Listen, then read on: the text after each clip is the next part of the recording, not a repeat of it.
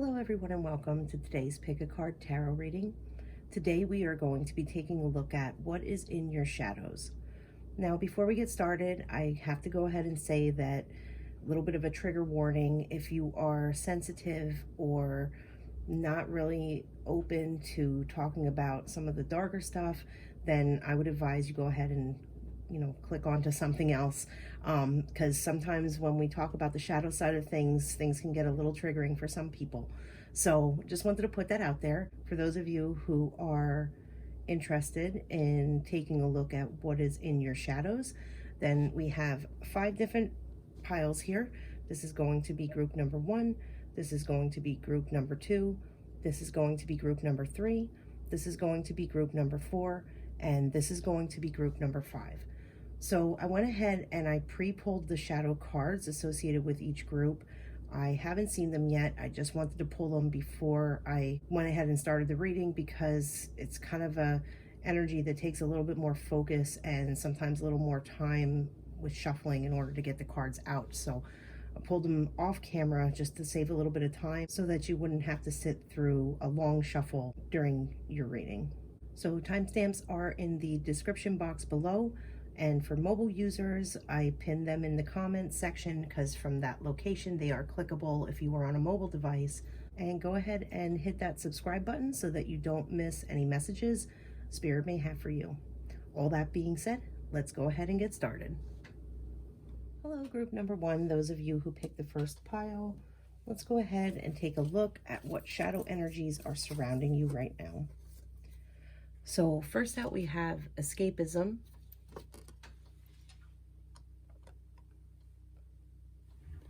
And next out, we have anxiety.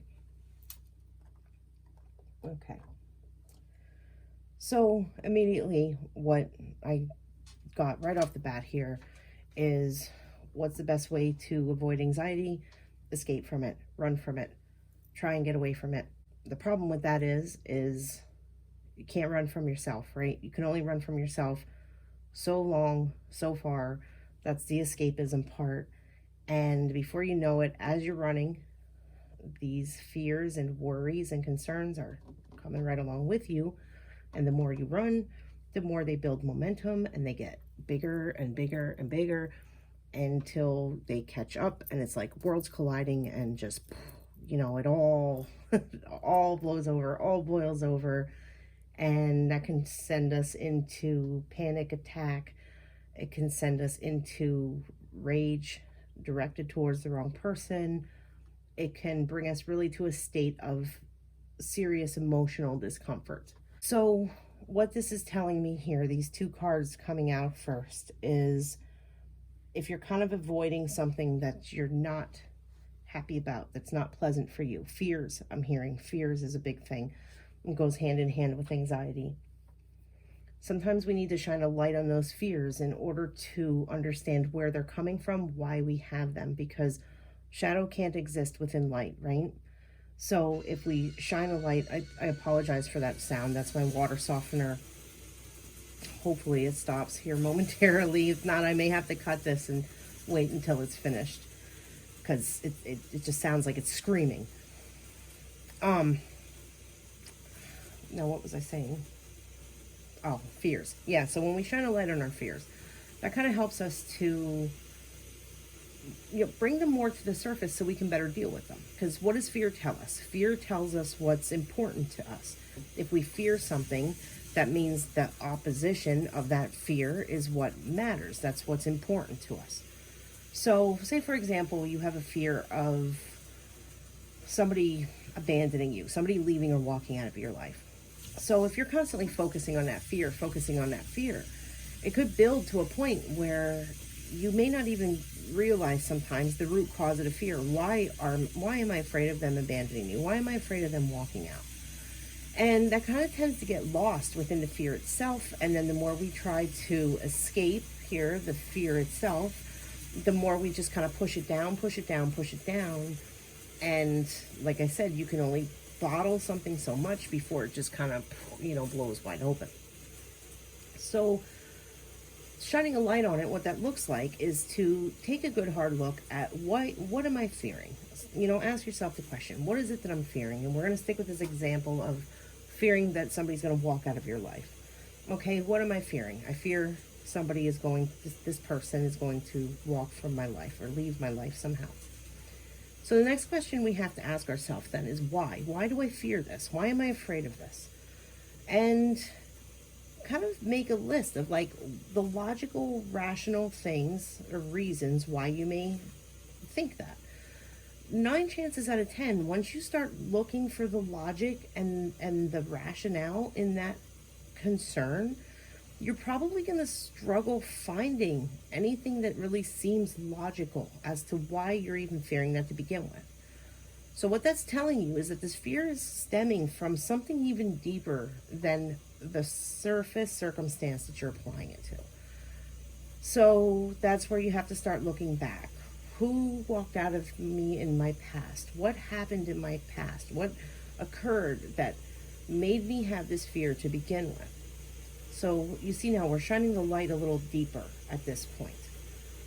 So once you kind of start looking a little deeper, you're going to start realizing that there may be some things that happened to you, could be in the recent past, could be a long time ago, that this fear may have stemmed from. Say you were in a relationship years ago and the person just up and left you hanging with not much closure or explanation. I am so sorry about that sound. Yep, I thought it was about to stop. Okay. It's very, very distracting. All right, guys, I'm really sorry. I'm going to have to cut and come back because that sound just, I don't know how loud it's coming up on the camera, and I don't want this to be like, I feel like I'm yelling over it. So I apologize. There's going to be a jump in the video here, and I'll come back once it's finished. Okay, I am so sorry about that. I was talking about going deeper into, like, beyond the surface. So using the example about fearing somebody walking out of your life, you look a little deeper, you look towards the past, and you kind of find where this issue maybe came from or stemming from in your past, something that you're maybe applying to your present that you're maybe not even necessarily aware of, that this past event is currently affecting your present. So when you shine that light a little deeper, you maybe find something within your past where you can maybe know at this point like where this fear is coming from. And this is why I say this is why I said earlier that you got to kind of look towards what is the rational, logical reasoning for the now, for the present, because we can't judge a person's behavior in the present based on something somebody different did to us in the past. Once we start doing that, we start forming these kind of irrational and illogical fears. Now, that's not saying that all anxiety is irrational and illogical, because it most certainly is not. There are plenty of very real present day fears and anxieties that are currently running within society, especially in the time that we're in right now. Very many things that's very logical and rational to be having anxiety and fear over.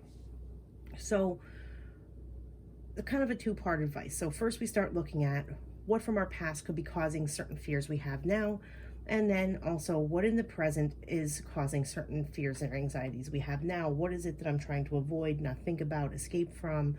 What is it that I'm kind of pushing down into the shadow that may be manifesting in certain ways within my personality, within myself, that is coming as an outward expression now towards others? Or, you may be isolating yourself, you may be avoiding people, you may be trying to stay away from certain circumstances or situations because it's too much for you to handle.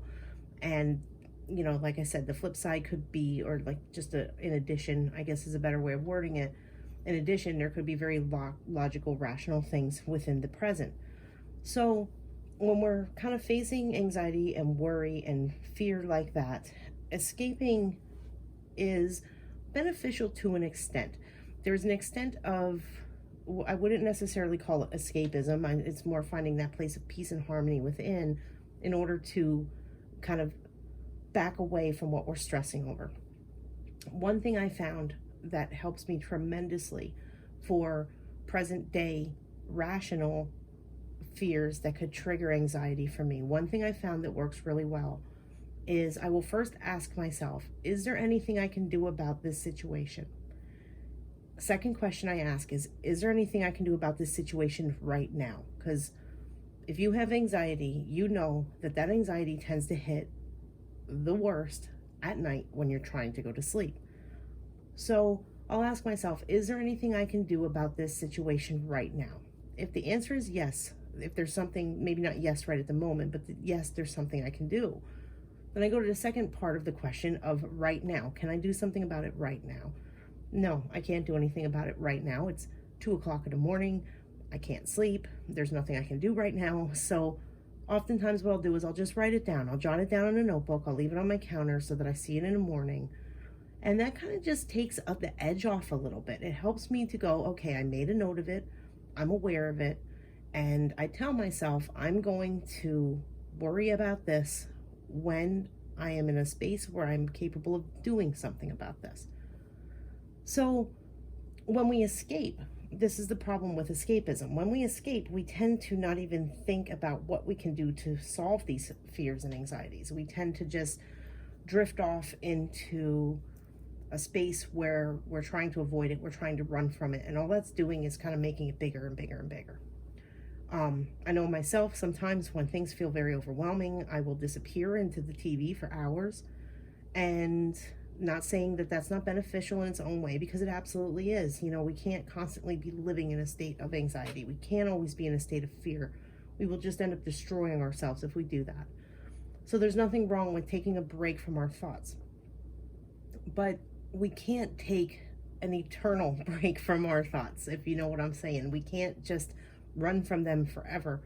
If there is something that we can do in order to overcome some of these fears, then one of the best ways to conquer fear and anxiety is to face it head on. Once again, shine a light on it. Shine a light on the aspects of it in which you can alleviate some of this fear and anxiety, so that you're not constantly in a state of worrying and just feeling like, best way I can describe it is it feels like gravity got 1,000 times stronger and it's just kind of pulling you down. Everything feels like it's pulling you down. And even though a little bit of escapism can relieve that somewhat, the problem still remains, the issue still remains. So when we take steps, even the smallest steps, for me, one of the biggest ones is constantly worrying about, I need to lose weight, I need to lose weight, I need to lose weight. And that can get to a point sometimes where in my head, I'm like freaking out about it, freaking out about like, oh, what if I'm unhealthy? What if I have this wrong with me? What if that wrong with me? And the solution lies within me. It doesn't lie external from me. It lies within me. So what can I do to alleviate this worry and stress? Well, I can take small steps simply just by going, okay, say this fear is nagging me in the middle of the night, just by simply going, okay, when I get up in the morning, I'm going to drink more water tomorrow. I'm going to start by just simply drinking more water. So what I do to help alleviate the anxiety, if that's what's eating at me as I'm trying to go to sleep, is I'll take 5 bottles of water, and I will take a Sharpie and I'll number them 1, 2, 3, 4, 5 bottles of water, and I'll set them on a counter, because then the next day I'll start with bottle 1, and as the day goes on, I'll move on to the next bottle, and I'll move on to the next bottle throughout the day. It's over time period throughout the day. So it's just kind of like a little reminder. Like when I take that cap off, I see if I'm on number 3, I know that I drank 3 bottles of water that day. It helps me to be more mindful, so that, the end of the day doesn't come and I realize that I have a headache and I kind of feel like crap. And then I think back and I'm like, I didn't really drink much water today, but I drank a shit ton of coffee. And that's probably why I feel like crap. And then I sit and worry about it all over again the next night. It's counterproductive. So if I just kind of take a little step, then that little step can assist me the next day in order to kind of help alleviate just a little bit of something I may have had anxiety over the night before. So I had read something one time a while ago that said, if you can do something that takes 10 seconds off of a task, you're more likely to do that task because it's already started, it's already prepared, or maybe ready to go. Say you have a form to fill out that you're dreading filling out because forms can be a pain in the ass sometimes, right? So say you have a form to fill out and you really don't want to do it and you've been procrastinating it, but now it's starting to cause anxiety because you know it needs to get done, you know you have a deadline coming up, etc. One of the ways to help yourself get it done is get the form out, set it on your table, have the pen ready, have your laptop ready, have your notebook ready, whatever you need in order to fill out that form. Get it ready the night before. Tell yourself you're going to complete it, or at least mostly complete it, you know, unless you have to wait for additional documents or whatever, mostly complete it the next day. When you get up the next day, you're more likely to actually do it because everything is ready for you. So sometimes it's just little things like that that can really assist taking something that feels so big and heavy from us and just relieving it because we're shining a light on it. We're putting it in front of ourselves and making it a little easier on ourselves by preparing something and then actually following through. Where if we take the stance of, you know what, I'm just going to sit down and watch Netflix and screw it, I don't even want to think about that form, that's escapism. And what's going to happen? It's going to build momentum and build momentum and build momentum. And the more it builds momentum, the more we feed, really, we feed our own anxiety. And if you kind of look at this picture here, I picture this kind of being the problem. And if you, I don't know if you can see here on the camera, there's this light going up and it's like feeding the problem. It's like going in, you know, going in, you're feeding it, just kind of escaping and not taking any action towards something. We feed it and it grows and grows and grows. So one of the best things that we can do is really pick apart every aspect of what it is that is triggering this, so that instead of defaulting to blocking it out and ignoring it and suppressing it, we can start taking actions, because those little actions will start kind of chipping away at that anxiety and lightening the load, lightening the load, lightening the load. Now, I understand that anxiety and panic disorder could be a disorder. There are times when, like with panic disorder, for instance, sometimes we'll just start panicking for no reason. It's like we're being chased and hunted by something, but there's no immediate danger. My best suggestion that I've found for that, because I actually do suffer with that as well. I have a panic disorder, and sometimes I'll get these severe panic attacks for no reason. Nothing's triggering them. There's no immediate danger. There's nothing on my mind. There's nothing I'm worrying about, but it's just kind of like, you know, bam, there it is. And it's like this instant flight or fight response. What I found is I've actually found some great anxiety talk down meditations on YouTube. They're not so much meditations, because meditation, when I'm in that heightened state, only makes it worse, for me anyway. But there's some talk downs that I found. If you just search anxiety talk down on YouTube, there are some talk downs where it's just a kind of calming voice. Female voices, for me, tend to work better than male voices in that circumstance. But they basically talk you through the panic attack in a sense of, like, you know, take a deep breath, pretend that you're blowing out birthday candles. Because one of the things with anxiety that makes us feel so like we can't breathe as part of that panic attack is because we're not really fully exhaling. We're not really breathing out. So it makes us feel like we can't breathe, which then kind of makes that panic worse.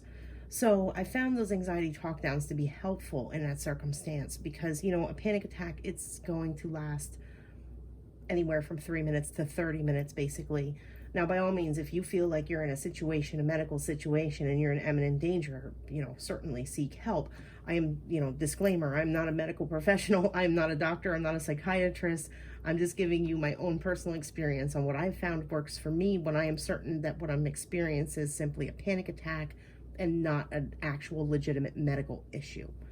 So that all being said, let's go ahead and pull some tarot cards here and get a little bit more advice to see what spirit. Actually, you know what? Before I pull these, I actually want to pull. I got these out. I got them ready because I actually want to pull what you have surrounding you right now. These are angel cards. So we're going to pull what angel is with you right now. What angel is assisting you with these shadow aspects, the two more prominent shadow aspects that may be happening in your life right now. So let's go ahead and get an angel card here and see what, okay, I don't need that many, but I feel like the top one of these, they're kind of, is there a top one? Yeah, there's two there. Take that. Okay. All right, so look at that. We have joy, Bramalia. Okay, so the angel Bramalia, she is the bringer of joy and laughter. She encourages us to be more playful, have more fun. And you know, the old saying, laughter is the best, yeah, laughter is the best medicine. That really holds true. Another old saying that I found, most certainly with anxiety and panic, is an idle mind is the devil's playground. And those kind of go together, and they're both very true statements. When we sit around and we, now I'm not trying to, you know, contradict, like, don't escape, you know, don't do this escapism thing in order to overcome anxiety, but it's like a delicate balance almost. So when we sit around doing nothing, when we sit around dwelling on these thoughts, they are like the devil's playground. Our mind will make them bigger and bigger and bigger and bigger.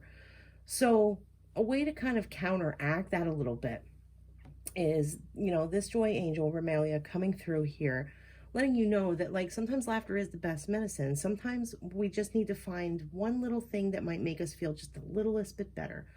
And once we're done doing that thing, maybe look for something else that makes you feel a little bit better. Because when you're in like the throes of anxiety and the throes of panic, that's not the best time to try to like figure out what's causing it. You want to wait until you're in a more calmer, stable space before you want to really look towards. And that's where the escapism comes in. When you're in a more calmer, stable space, that's not the time to avoid these issues. When you're in that calmer, more stable space, that's when it's a good time to maybe talk to somebody, maybe work through these things, maybe look a little deeper so you can kind of start solving these issues little by little by little. Because, you know, little pieces add up to big pieces, and you'd be surprised how quickly you start to feel better when you start to just do a little bit and a little bit and a little bit and a little bit, and before you know it, those little bits add up to something much larger, and you'll feel a lot better. But most certainly when you are in that state where it's like heightened anxiety, heightened panic, just that very heightened sensitive state where everything just sounds like somebody turned up the volume on the whole world. I'm not saying that that's when escapism is appropriate. It's just that's when we want to kind of look towards something that raises our vibration, helps us feel a little bit better, help bring us more into a state of stability so that we can properly address, what am I fearing? Why am I fearing it? What is this fear telling me is important to me? Why is that important to me? And how can I find a bit of a solution so that these fears aren't so strong, so they're not looming over me in such a way that it's creating this havoc in my life? How can I spend more time doing things I enjoy to help alleviate this, rather than simply running from it? So now we're going to pull some tarot. Pull some tarot and see what Spirit has to say about all this. I'm giving Spirit free reign here on these tarot, so I can't even take a guess on what exactly is going to come out, because sometimes when we just kind of leave it completely open, some of the things that come out can be a little bit shocking or surprising. So let's see what Spirit has to say. So what advice does Spirit have for group number 1? What advice do we have for group number 1? What advice for group number 1, Spirit? Okay, I see those flip over in the deck here. So we have the Prince of Wands. Look at this one here. We have the Nine of Swords. Was that all that flipped? Yeah. Okay, let's get a couple more, please. I felt like that wanted to come out there. So we have the Hierophant. I'm going to get a couple out and then we'll interpret them. As I'm shuffling and waiting for some to come out, I want to talk about the Prince of Wands here because I'm getting a few messages on that as I'm shuffling. And what Spirit is telling me with that is, if you take a look at this card, it really looks like a person taking the reins on something. It reminds me of the Chariot. And wands are all about action. That's the fire within us, the passion within us. And as I'm looking at this, I'm seeing this as taking the reins. like we talked about, you know, what little steps can you do in order to help alleviate some of these fears and worries? What action can you take in order to not just run from the problem, but face the problem? I'm feeling that there. So we have the Knight of Wands, and this is like just basically reiterating that same message. If you look, you know, he's kind of going backwards towards this here. Now, with this Nine of Swords here, this is that fear, this is that worry, this is that anxiety that, you know, you're sitting in. So this being surrounded by this kind of action here, moving out, this action here that's kind of coming back towards it, this is Spirit letting you know that you have it within your power. And I'm seeing that here with the Hierophant. You hold the keys to your happiness. See how he's holding that key there? You hold the keys to your happiness. Like, you are the person who can pull yourself from these shadows, who can help shine a light on these shadows so that you can overcome and come into more of this space of joy. So let me get one more here, Spirit, please. Okay, well, we got a couple more. So we have, sorry, I couldn't see that because of the light. We have the Nine of Wands here, which is funny because I initially was thinking that was the Nine of Wands, but it's not. This is that overcoming, like battle hard won. Like, you come out and you're in a better space. And even though there was some bumps and bruises and a rocky road along the way, this is showing kind of like a completion to that. And look, oh my God, look at that. We're just like reborn, kind of doing this work and shining this light. You're just kind of like this renewal, this refreshment, which is just this kind of beautiful energy coming through and showing. Like, I'm seeing this as you kind of sitting back here, almost like restricted and stuck in the back. And this is like your spirit coming forward and coming into that renewal and that refreshment and that space where you truly belong, you know, being your true self, no longer being controlled by this fear and anxiety. And then the other card that jumps out here is the Two of Wands. So that's like having the world at your disposal. Not disposal, that's not the way to say it. It's like having the world at your fingertips. It's like looking on to better things, greater things, all of this world of possibilities. And what I'm hearing is caged in. Like, these fears can cage you in. They can make you feel very trapped. They can make you feel very stuck in a place that's just not a good place.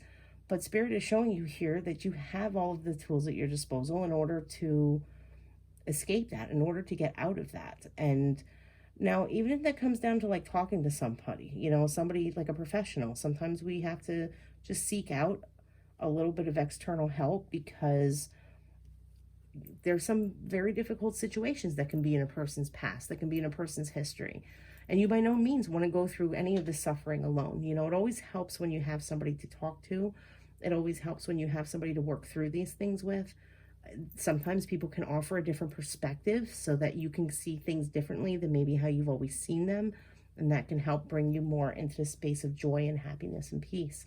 Spirit is showing you that there is most certainly hope. And they are acknowledging that they see that you've been in some struggle with this. They're acknowledging, and that's a very nice thing to have, because you know that you also have, like, Spirit has your back, the universe has your back. Like, you're most certainly not alone in this, but they are encouraging to take the reins here and move from this anxiety, because you have the key, you're capable, you can move through this. And this renewal here is, you know, this renewal here, like, they understand, like, you've had a tough road, but renewal is on the horizon for you. Renewal is possible. And, you know, think of all the possibilities that are out there.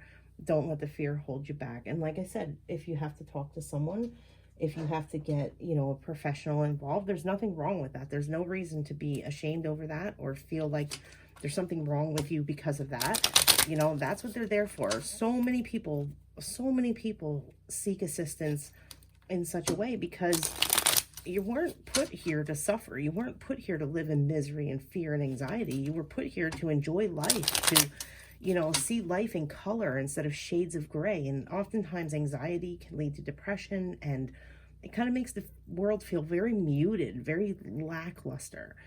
And when we start to kind of do the work to pull ourselves out, that's when we start to see the color again. It's the only way I can think of to describe it. It's like things start to come back. They start to renew. They start to be refreshed, and we see things from a new way where it suddenly feels like the world is full of happiness and joy once again. So I'm going to pull a couple more tarot here just to kind of get a better understanding underneath each one of these and see what else Spirit has to say to you. Okay, so we have 2 here.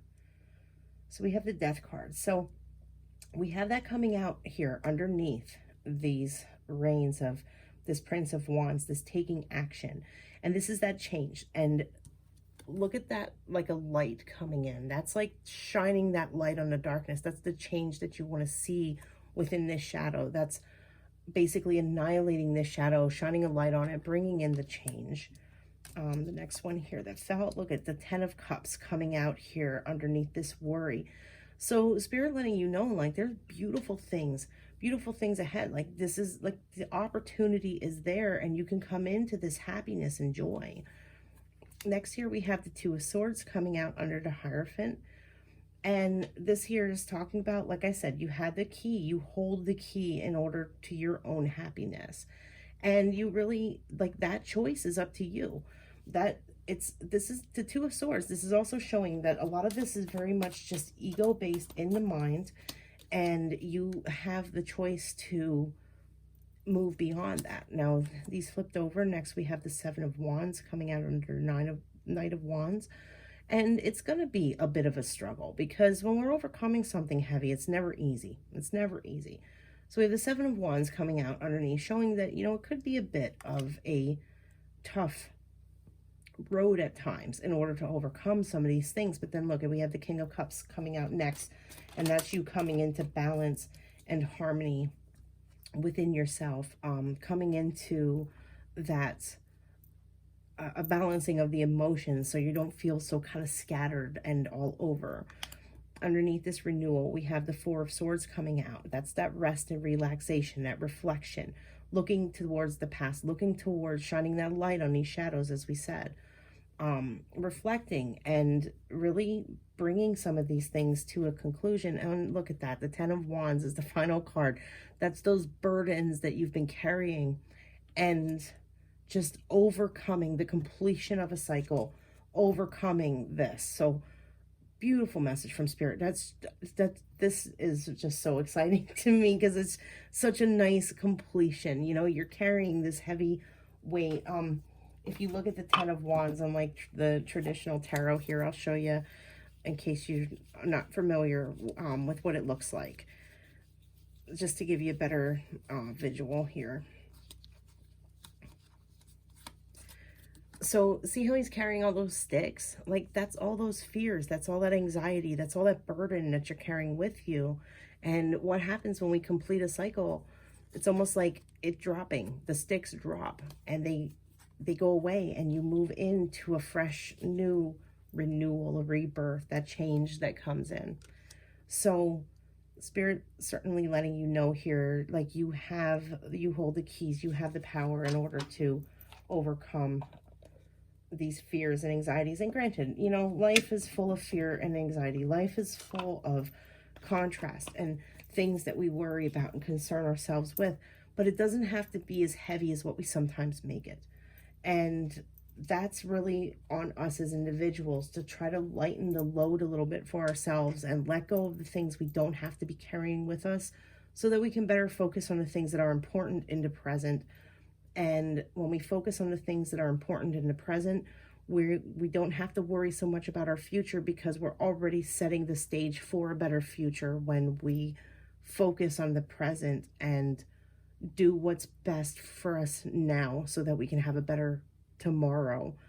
I really hope that makes sense. It made sense in my head the way it's coming into me, but I hope it made sense the way I worded it. So let's just get some final advice here for you and see what final messages Spirit has for you.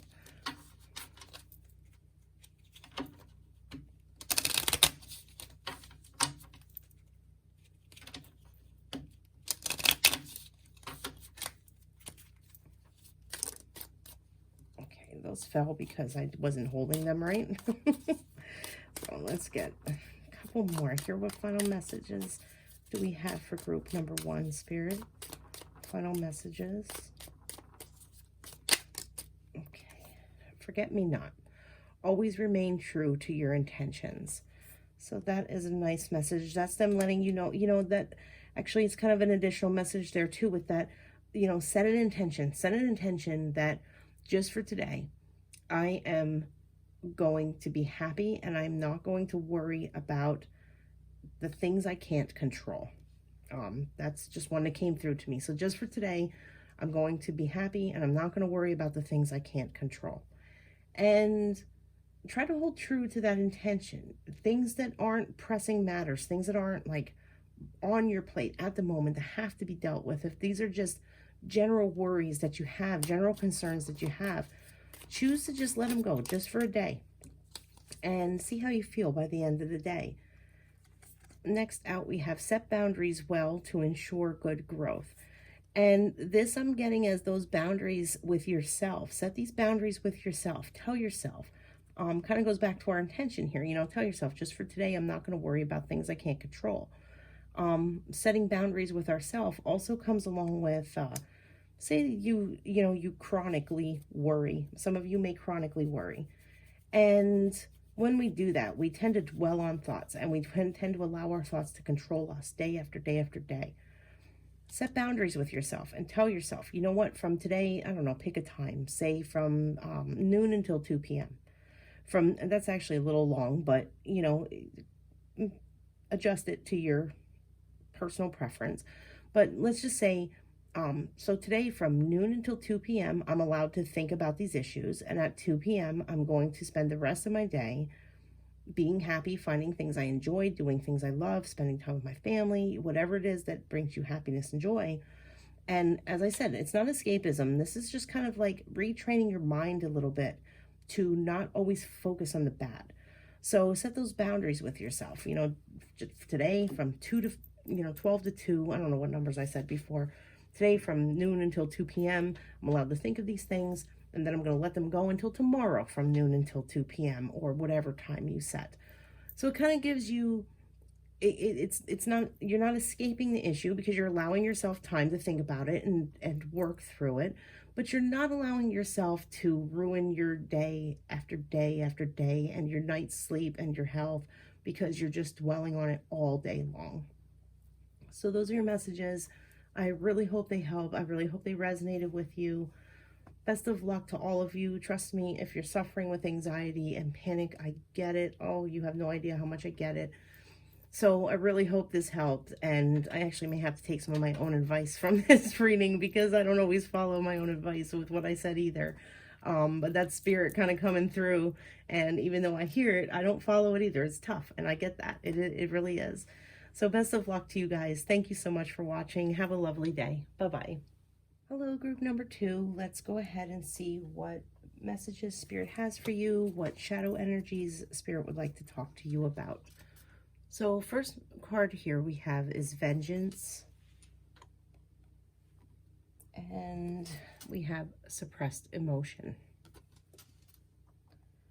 Now, I wouldn't get too worried about this Vengeance card here because right away I'm getting that this is kind of a byproduct of suppressed emotion. Not that any of you are going out and seeking vengeance in any sort of aspect, but we can feel vengeful at times. Vengeance is kind of like anger's cousin in a way. And a lot of times it can boil up from suppressed emotion, things we didn't properly deal with, something that happened and we maybe turned the other cheek, or we walked away, or we didn't express our truth in the matter, or speak how we felt in the matter, or we just kind of let go. I'm hearing letting people walk all over you, letting people walk on you. don't know why I had such a struggle getting that message out.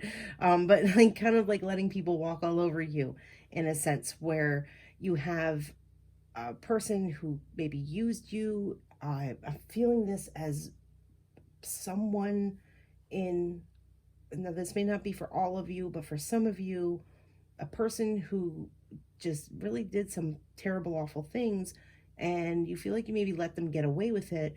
And even though you want to let it go, or you feel like you let it go, you're holding a lot of anger there. You're really kind of frustrated and just kind of holding on to that resentment is how I'm picking it up. It feels like, I don't know, I feel it in like my solar plexus area, and it just feels like it's kind of being squeezed. So it's like a resentment kind of feeling. And a lot of times resentment can lead us to feeling kind of like we want to lash out at a person. We want to tell them off, basically, give them a piece of our mind. And so that's one aspect of this suppressed emotion. Now, suppressed emotion can come from a lot of things. We tend to, as human, suppress a lot of emotion because maybe we didn't look like we didn't want to look like a fool when something occurred, and we didn't want to look like the person that was like, crazy and yelling and screaming, or somebody hurt us and we chose not to make them aware of it. Something may have happened in our past, our childhood. The list is quite literally endless of things, emotions we can suppress. On the flip side, we can suppress good emotions. Not all suppressed emotion is necessarily bad emotion. There could have been things that we inherently are as a person, but when we were younger, we could have been maybe shamed for them, or told they were wrong, or told they were bad. And therefore we suppress that emotion because somebody along the lines told us it wasn't right. That can lead us towards a feeling of anger and resentment or vengeance towards maybe the person who made us feel that way, even though the emotion that's being suppressed is not necessarily a negative one. An example that I can think of to give is, say you were someone who was outspoken in a sense, and not obnoxious or loud, like not outspoken in a bad way, just tend to speak your minds, have stronger opinions. And maybe you had people in your life who told you that was wrong, that was bad, you shouldn't do that. Say you're a female, for example, and maybe somebody told you, ladies don't act that way. You're suppressing your personal power in that circumstance because somebody told you you should be ashamed of it, basically. That's putting it into the shadow. That's putting an aspect of you into the shadow. And how that tends to want to come back out is in a form of anger or frustration, or this feeling of, it turns sour, I guess, is how I hear it. I hear sour. It turns sour. And that's when aspects of our personality may not be in alignment with who we truly are because of this, what we suppressed. So one of the things that we can do is we can, and I'm going to say this in every reading because it's the truth. The best way to eliminate shadow or darkness is to shine a light on it. You have to shine a light on it. So if you're kind of experienced this feeling of resentment or anger, and maybe sometimes you don't even know why you feel angry towards certain people, certain types of people, certain circumstances, when they come up or when you see them come up in other people's lives, you feel bitter about it and you don't even know why. It could be because there's a part of yourself that was suppressed. Could have been a long time ago that you suppressed and you're not aware of it. So oftentimes with triggers like that, when somebody says something that triggers us, or maybe the way they look, or the way they sound, or the words they use, or the way they express themselves, it irritates you, right? And there's maybe just a certain type of people that irritate you and you don't know why. We got to take those triggers and really look at them and go, why did that trigger me? Why did that make me feel the way that made me feel? Because once we start answering those questions, why do I feel this way when this circumstance occurs? We can oftentimes look deeper and deeper and deeper into ourselves and see maybe what part of ourselves it reminds us of, some suppressed part of ourselves that it reminds us of, so that we can overcome and maybe come into a better space of realizing Well, that makes me angry because it reminds me of this in my life, or because it reminds me of this part of me that I feel too insecure to express, or it reminds me of something that happened to me, something negative that happened to me that I never properly processed. And when you start to kind of shine a light in those darker corners of our subconscious, those darker corners of our personality, that's when we can oftentimes start to heal those aspects, start to bring them to the surface, because once there's a light that is shining upon them, they're no longer in the shadow, because we're accepting that part of ourselves, and we're becoming more integrated and more whole within ourselves when we begin to do this. It's not always an easy process. Shadow work is most certainly never an easy process. It is something that you definitely want to be in a stable space if you're even going to begin to explore. A disclaimer, I'm not a doctor, I'm not a medical professional. This is all just my opinion. So you have to really take it upon yourself and apply what fits and leave the rest, because I can't say on an individual case-by-case basis for anybody what the best action is for you to take. So that's something that's completely 100% up to, your choice and your discretion in order to decide how you maybe want to look into some of these suppressed emotions that you may be harboring within, that could be coming out within your personality in a not so flattering way at times. So let's go ahead and pull. I'm going to pull a card here to see what angel is working with you most closely right now. See who you have surrounding you to maybe help you with some of this suppressed emotion, some of this unresolved negative emotions that you may be feeling and maybe not even sure why you're feeling them. So let's get a card here for group number 2 and see what angel is working most closely with them at this time.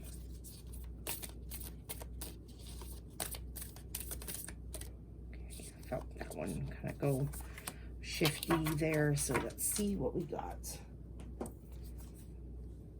Okay, we have creativity, Nathaniel. One of the things that Nathaniel is about is purification, which goes really well with this suppressed emotion, because what's the best way to bring this to the surface, to purify it, to take a look at it? Another thing that really surrounds this card is its connection to the sun. And that brings me back to, what is the sun? It is sun, it is light. It is shining a light. So purification through shining a light. This is also purification through creativity, as the card says. And it also talks about how we attract situations and make decisions based on our fears and programming within life. So suppressed emotion is often some form of programming in which we receive throughout our life. It's maybe something that was told to us over and over and over and over. It's a programming. And that programming may not always resonate with us, and that's why we suppress it, because we were, like I said, we were meant, I don't know what's with my tongue today. It doesn't want to keep up with my mouth. Oftentimes we were told something that made us feel shame or guilt, or like we were bad for it. And Nathaniel, working with Nathaniel, will kind of help you put some of these things into perspective, help you use that sort of creativity in order to undo some of that programming, because what this card is saying is that once we undo this programming, that's when we'll start to see this feeling of vengeance or anger, whatever term you want to use for it, start to crumble and break up, and pieces of it start to fall away and dissolve sort of in the light, because it can't hold form any longer. So Nathaniel here is a great energy to be working with to help break some of these old patterns and barriers that maybe started to create you to push this emotion down, and is now manifesting in a way that you may not even be aware of the root until you start looking for the root. So let's go ahead and pull some tarot and see what else Spirit would like to say. I'm giving Spirit full control here to bring out and talk about whatever it is they want to talk about. So it could be anything. So let's see what we get here. And that was me dropping them again here. All right, Spirit, what else would you like to say? We had a couple, actually, we had quite a few jump out here, and I feel like I want to take them all. So let's see what Spirit would like to say additional here to group number 2. So we have the Knight of Discs. We have the Two of Discs. So Knight of Pentacles, Two of Pentacles, the Queen of Cups, the Three of Wands, the Ace of Cups. And I just want to get them all out so we can see them all, and then we'll go through them. And Judgment, Renewal. So definitely coming into a new space. And what's funny is in group 1, this card came out in the end as well. So Spirit definitely letting you know, like, we are here and we are helping you work through these shadows so that you can be renewed, so that you can be refreshed. And right next to that too says here the Ace of Cups, and the cups are all about the emotion. They're all about just how we feel, how we think from the emotional body. And look at that renewal here. I just want to point out this renewal, this fresh new way of being, this more love that is, you know, manifesting within your heart, manifesting within yourself, bringing you into this renewal. But going to the beginning here, going to where this, you know, what cards first came out here, I'm seeing this Knight of Discs here next to the Two of Discs, really talking about being in a space where you hold a lot of responsibility, you hold a lot on your plate, and you're really juggling a lot on your plate, but not just in the physical, not just within your actions or your job or your family, but inside. A lot of emotion being kind of juggled around inside. I'm seeing it kind of in a weird abstract way, but I'm seeing it as like, you know, those molasses things that you see in certain stores where they're not molasses, there's some gooey, shiny stuff. Not shiny, like gooey, I don't know, it's like a gooey substance inside a tube. It's kind of like a weird hourglass, and then you flip it over and the goo slowly drips down and these bubbles come up. I don't know how else to explain it. It's just how I'm seeing it. But I'm seeing this as like your emotional body, like it's thick and it's a little sticky. And some days it's flipped one way and the good stuff is kind of draining out very slowly, and from the good that's draining out, there could be bad bubbling up. And maybe halfway through the day you kind of flip it, or, you know, put it on its side, and it all remains a little more balanced and level. But then the next day it may get flipped the other way, and it's more like the good stuff bubbling up and the bad stuff draining down. I don't know how well that makes sense because of how I'm seeing it. It's a very abstract way of seeing it. But to kind of put it a little more in perspective, that's how I'm seeing this Knight of Discs with this Two of Discs here. It's that juggling of the emotions. It's like you're on, you're off, you're on, you're off. It's back and forth. One day is good, next day is bad. Next day is good, next day is bad. And sometimes on those bad days, you're not really understanding why you feel so edgy, so irritated, so agitated. And it's this suppressed emotion. It's this deeper, this shadow that is like trying to be accepted, trying to be understood, trying to come to the surface so that you can deal with it and overcome it. And with the Queen of Cups here coming out next, that's we're seeing this kind of overcoming this disharmony. I don't even know if that's a word, but this disharmony within the emotional body, this trying to balance it, trying to juggle it, but, you know, sometimes you drop the balls that you're juggling, you know.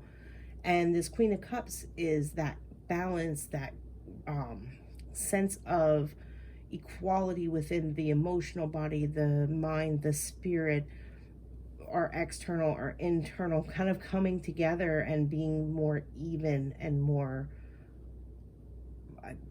balanced. I know I've said that word like multiple times now, but it's like I keep hearing it: balance, balance, balance. And this is what Spirit is trying to guide you into, is finding this balance. And with the Three of Wands, it's like you've been waiting for it, you've been wanting it, you've been hoping and wishing, like, when can I find some stability? And here with the Ace of Cups and this renewal, they're letting you know that the stability is coming and you are fully capable of bringing it in and coming into this space of renewal. But we have to look back here and say, first, we need to kind of undo some of this programming, undo some of these patterns that maybe just accumulated as life moved forward. So I'm going to get a few more tarot here out underneath each one of these and see what else Spirit would like to talk about.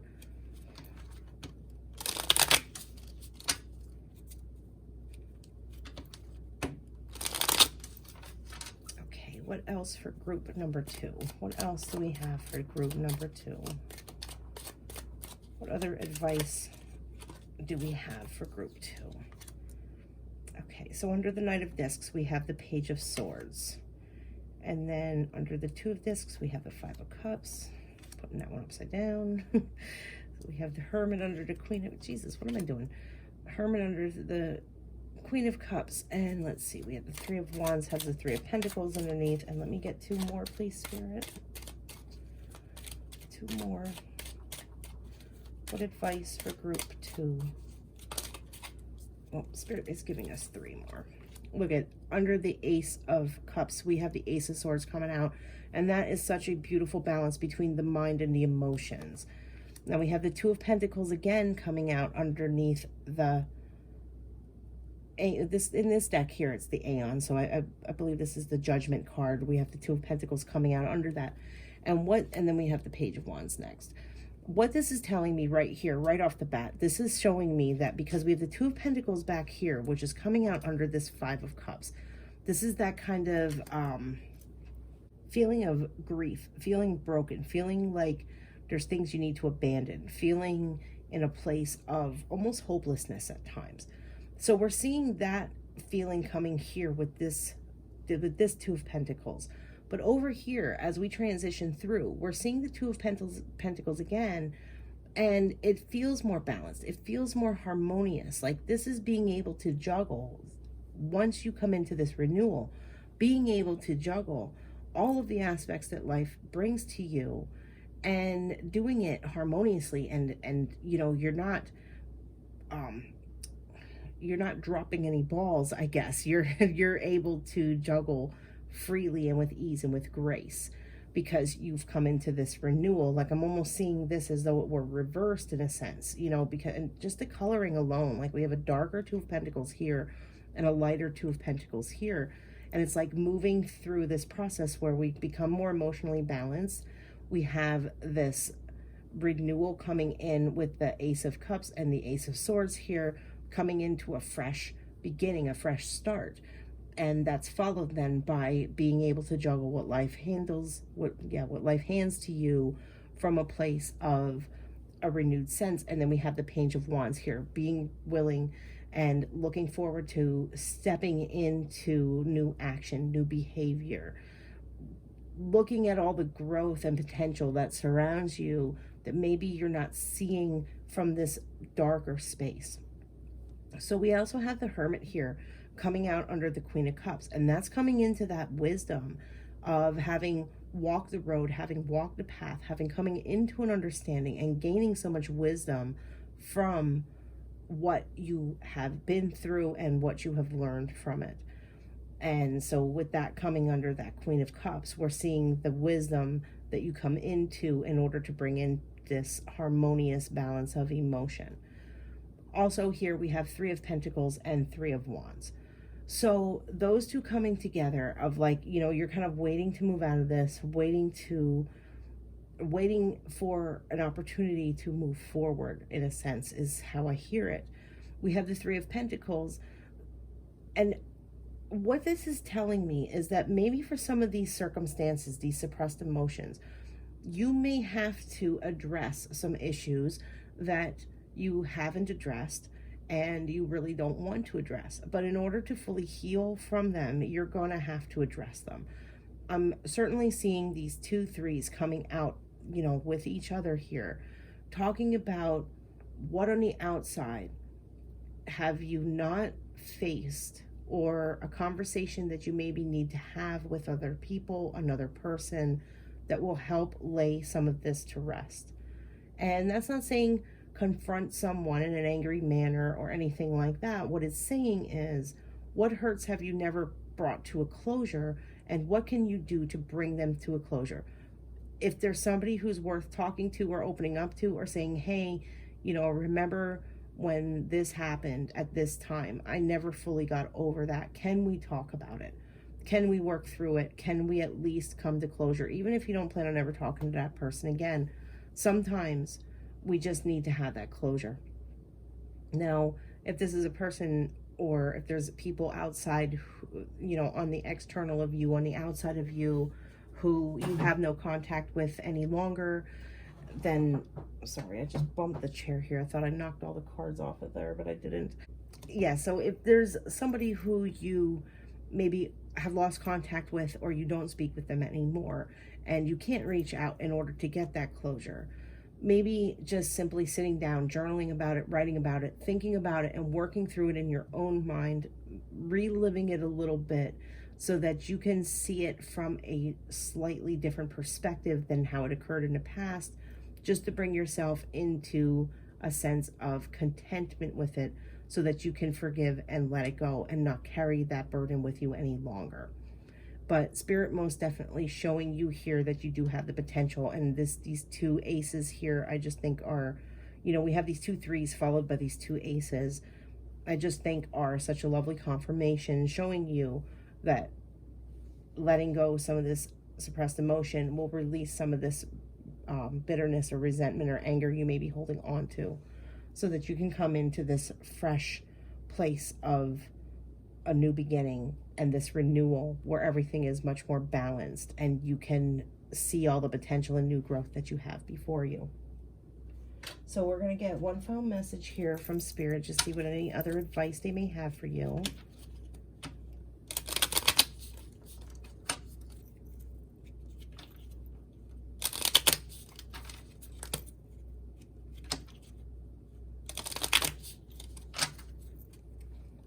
Okay, what other advice for group number 2?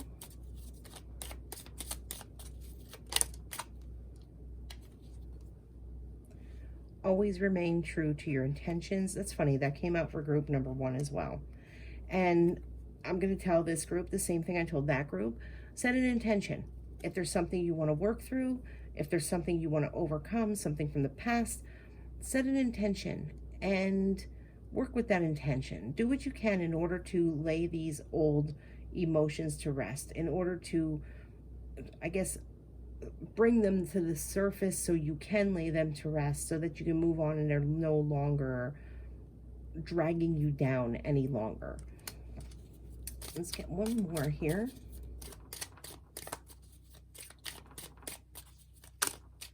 Okay, those fell out of my hand. All right, we got 2 more. You are truly beautiful on the inside and the outside. And that is a really nice message from Spirit there. And what this is also telling me is that some of you may not feel this way.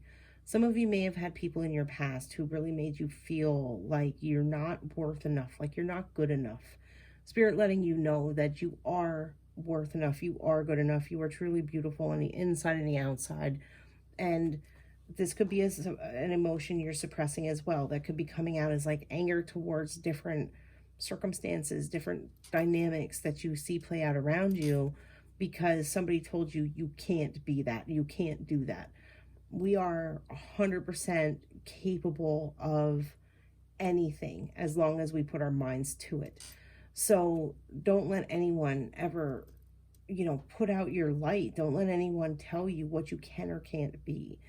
And Spirit's here saying, if you're feeling in that space like you're not good enough, you're not worth enough, for whatever circumstance or whatever reason you may be thinking that, Spirit letting you know you're truly beautiful on the inside and the outside.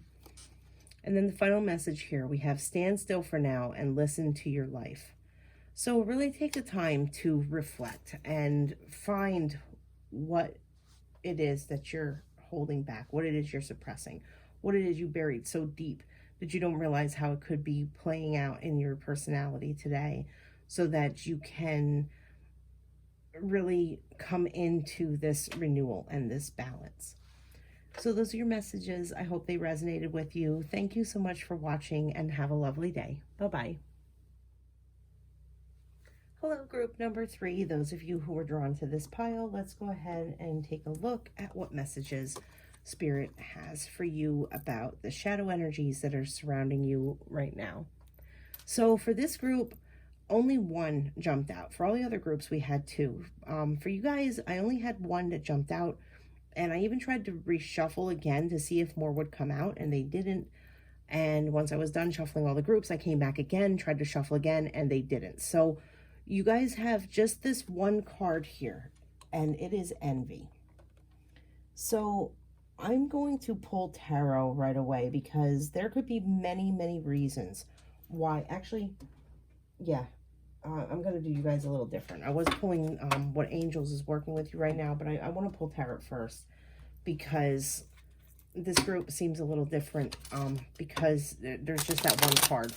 So I want to take a look at a little more specifics on this, because like I said, this could be referring to so many different things, and when I try to tap into it, I'm pretty much getting so much across the board that it's a very broad spectrum. So I want to try and narrow it down a little bit. Now, most certainly this is going to be different for each and every one of you. So take what resonates and leave the rest, but we're going to try and get a little more detail here. So first out, we have the Ace of Wands, and that's a kind of like new action, new ideas coming in on action to take. And now we have the Ace of Cups. So I'm going to keep shuffling, but I don't want to upset anyone, but I have to say what Spirit just showed me. And with these 2 aces coming out, I'm seeing this as, oh, how can I put this nicely or delicately, I guess is the way to put it. I mean, there's really only one way to put it. There may be some of you who have people around you who seem to be, now I'm not saying that you're materialistic in any sort of way, so don't take this wrong. But there may be things around you playing out right now that you're kind of looking at going, why can't I have that? Why can't that be me? Why couldn't that have happened to me? Because we have the Ace of Wands, we have the Ace of Cups. So just an example, there could have been maybe say you're looking for a good relationship and you're actually in a shit relationship. And your best friend has this like amazing partner and you're like, why can't that be me? Or you're single and you're looking for, you know, someone good to come into your life and you're having a struggle, and somebody around you meets a wonderful person and you're in that mindset of why can't that be me? It's like being in a mindset of lack is a better way to put it. Same with this action. You know, maybe somebody got a job, just say, that you would have really liked to have, and it's that same mindset, why can't that be me? Or someone came into some money and you're like, why can't that be me? So this is, you see what I'm saying? Like, these aren't specifically, you know, circumstances that I'm picking up that are applying to any of you. It's just an example of showing how you may be in a state of lack, a mindset of lack, feeling like you don't have enough, you're not enough, you can't be enough. There's not enough people in your life there that you're happy with. So we're just kind of seeing like this mindset of lack is what I'm picking up here. And that could be, not saying that you're jealous. Jealousy is different than envy. When we're jealous, people who are jealous, that's kind of a little more petty emotion of like, that's not fair. Why does it happen to them and it never happens to me? And that's not how I'm seeing this. That's not how I'm picking this up.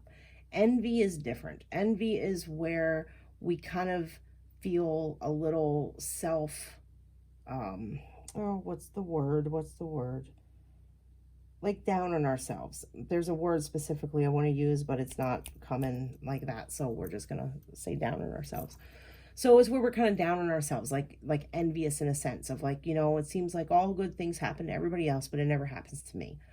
And this is different than like victim mentality. You know, we're not saying this is a victim mentality thing. This is sort of just feeling like, why can't it happen to me? That's the easiest way to say it. Why can't it happen to me?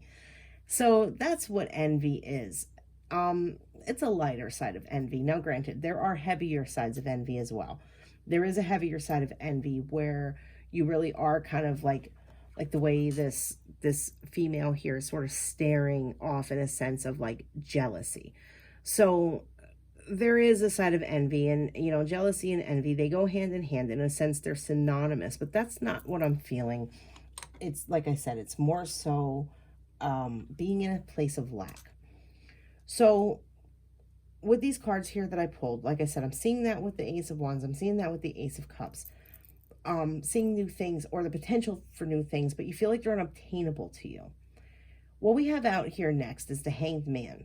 So it's like, I want to talk about the law of manifestation, the law of attraction in a sense, because what I'm getting is that you may be in such a state of lack sometimes, or a thinking of lack. I don't have enough money. I don't have enough abundance in some sort in my life, where you're in such a state of lack, you're almost attracting more lack. You're attracting more things not working out or going according to plan, because in your mind you so heavily believe that you are in a state of lack. So the Hanged Man here is what Spirit is saying to me right now, and wanting me to really push through in the message, is that when you change your thoughts, you change your reality. When you change how you're focused, what you're focusing on, you start bringing in more of that which you desire. So if you're constantly saying, I don't have enough money, I don't have enough money, I can't afford this, we're just going to use money as an example. I don't have enough money, I can't afford this. What you're doing is you're drawing more of that lack. You're drawing more of that state of mind and things occurring where you're seeing it play out. So it's making me think of The Secret. I don't know if any of you watched The Secret. If you haven't watched The Secret and you have Netflix, it's actually on Netflix right now and you can watch it on there. I highly recommend that you watch that movie because it helps you to see how the law of attraction works and how you can start manifesting good things in your life. And one of the things it talks about in that movie is, even if there's a whole bunch of stuff that you can easily look at and see that you don't have, focus on the one thing that you do have. Focus on the good things that you have, and you'll start attracting more of those good things. Now, there's a lot of other processes and things that go with the law of attraction, and many of you may be very familiar with the law of attraction, maybe very familiar with manifestation. I mean, they're slightly different. The law of attraction and manifestation, they're slightly different, but they, at the same time kind of go together. So you may be familiar with it. What Spirit is wanting to say is start to apply some of those concepts in your life. What's the worst that can happen? I mean, the worst that can happen is nothing changes, right? So why not at least try? Why not at least give it a shot? And now with this Prince of Swords, I'm kind of seeing that here, because a lot of the law of attraction and these concepts really based on not only visualizing what we want, but also feeling what we want. So with the Prince of Swords, and especially with the Four of Swords coming out right next to that, I'm seeing that as having this mentality, seeing all of the things that you would prefer to have in your life, and then really reflecting on them, really feeling them as though you already have them. That's the key with the law of attraction, is feeling as though you already have it. And I can tell you from firsthand experience, I apply the law of attraction in my own life, and sometimes things can take quite some time to manifest. Other times I see things manifest within a few days. There's been times I've seen things literally manifest, simple things like a parking space, but I've seen them manifest within minutes. So my firsthand account on applying these techniques in my own life is that they do work. It's just being in the proper mind state, and sometimes getting in the proper mind state can be difficult. I found by just watching that movie and applying just some of the techniques that they talk about within that there is, even when you feel like it is impossible to change your circumstance and it is impossible to apply some of those techniques, I can guarantee you it is absolutely possible. You just have to put your mind to it. You have to believe that you can do it. And that's one of the biggest things with it, is believing you are capable of it and you will be amazed at how things start to turn around for you. And that's what I'm seeing with this Hanged Man here, is shifting your perspective so that you can not be looking outwards to what others maybe have accomplished, or that, oh, they just gave me something else, comparing yourself. I was ready to tell you guys, remind me about comparing yourself, but you can't really talk back at the moment, can you? But what they just also said to me and showed me is comparing yourself with others. When we're constantly looking outwards at what other people have, we're comparing ourselves with them, and that's never a healthy mindset in which to be in. Because when we compare ourselves to others, it brings us down, and we bring ourselves down, we lower our vibration. When we lower our vibration, we attract negativity. So it's like this downward spiral. So what you really want to do is, don't compare yourself to others. If you wake up in the morning and you go straight onto Facebook and you see everything that your friends are doing, or your family's doing, or just people on Facebook are doing, and it starts to make you feel like crap because you're like, oh, they did this and why can't I do that, and this and that, then stop going on Facebook. Go on something else. Do something else. Take a break from social media. Take a break from what other people are doing, so that you can find what it is that you want to do, what you want in your life. And also keep in mind, what people put on social media is just this tiny, tiny window into the truth of their life. They may have gone to the beach, for example, and all of their photos may make it look like they had a wonderful time, but you weren't there. You don't know what really happened. That's not saying that their trip was bad in any sort of sense. It's not saying it was bad, but you have no idea what else is going on in their life. They may have had a great time out at the beach, but they may be having a terrible time with something else. And that vacation that they took to the beach was a way for them to really escape from some other hell they're experiencing within some other aspect of their life. We never truly know. And the things people put on social media, like I said, it's just this tiny little glimpse into the reality of their life. So comparing ourselves with what we see in places such as that, it's not a fair comparison. It's not a balanced comparison, because you're only getting a tiny piece of the puzzle. An example, it'd be like, if I were to spin this camera up right now, you would see, like right now, you're seeing the window of what I put the camera on within the circumstance of doing this reading. But if I were to pan the camera up, you would see that I'm actually in a much larger room. I'm actually in my kitchen. So it's not a place where you probably thought I was. It's not something that you look at just the small window I'm showing you and go, oh yeah, she's in a kitchen. You're seeing a table and you're seeing some cards. So it's just a good example as to how it's just a tiny window into what's really going on. So let's do these angel right now. And for you guys, I'm going to pull 2 of them. I feel like for some of you, you're really kind of going through a tough time of self-doubt, just really down on yourself. And, we're here to make you feel better, not to make you feel like, you're doing something wrong, because you're not. We've all been there. Trust me. If there's any person on this planet that ever tells you, oh, I've never experienced envy, they are so full of shit. And that's the problem with a lot of people, which is another reason why it's not good to compare yourself with others, because oftentimes people literally are full of shit. What they tell you is just a small portion of what they want to share. They don't share the darker things that they don't want people to know about. So you can't compare yourself, because you're also, with that, you're not getting the full story, because people don't often tell the full story. So first out here, we have clarity, Archangel Jeremiah.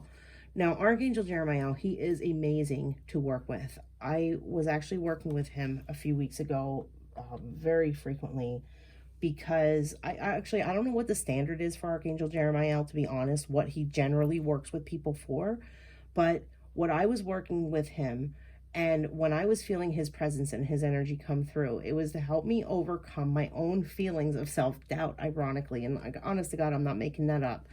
My own feelings of self-doubt, my own feelings that I'm not good enough, that I will never succeed, that I guess just the crap we tell ourselves, like the stuff that our ego really wants to nail into our heads and bring us down and make us feel like crap about. When the ego really gets on a roll and starts to say a bunch of shit. And Archangel Jeremiah was great. He brought me such a this clarity. Really sums it up. He did bring in much clarity to help me see why I was feeling that way. And to be completely honest, it was because I was comparing myself to others. I lost touch of my authentic self because I felt I wasn't good enough because I do things differently than other people do them. And so I kind of lost that clarity and kind of fell into a fog. And he really helped me to see more clearly that what I was thinking wasn't true. Now, other card we have here is peace, and I'm just going to hold this up because I don't know how to pronounce this. I'm not even going to try. So you can see it there, this specific angel here, angel or ascended master. I'm not quite sure. I'm not quite sure about him. So for this one here, because I'm not quite sure, I'm actually going to read you just a description of that particular energy from the book here. So it says he is known as a divine mediator. He serves to bring peace, spiritual awakening, and understanding into our lives. Also a master of healing, especially healing with the use of color. He can help bring harmony and a feeling of wholeness at times when we feel like our equilibrium is being disturbed. So how convenient for that, because how off balance do you feel when you're in this state? How out of alignment do you feel? Now, because it speaks of color too, there's certain colors that we can bring into just our surroundings that will help us feel more uplifted, more positive, more enthusiastic, kind of bring us into a space that feels encouraging to us. So keep that in mind, maybe do some certain research on color therapy. But also this is surrounding peace. So this is that clarity coming into peace when we come into a new perspective and kind of come into a better balance with this, shadow that's kind of surrounding those of you who chose this group. And don't ever feel bad for feeling a sense of, a little bit of envy towards others.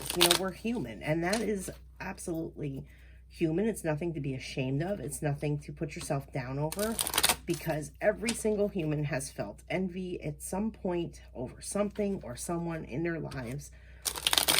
So there is nothing wrong with feeling that way, especially when, we ourselves feel like we're in a state of lack of some sort in some aspect. So I'm going to get a few more cards here from Spirit to see what we have coming in or what other advice they have in order to assist you with this. So what else do we have for group number 3? Okay, I have these couple here turned, so we're going to take those. All right, so we have justice. So that's the balance. We have the Queen of Pentacles, and look at that. That's coming into that space of being, once again, like I want to say balance, but also just kind of like having all your ducks in a row, having your ideas line up with your actions, being in a place where you're more, not just goal-oriented, but just like oriented within yourself is kind of how I want to say that.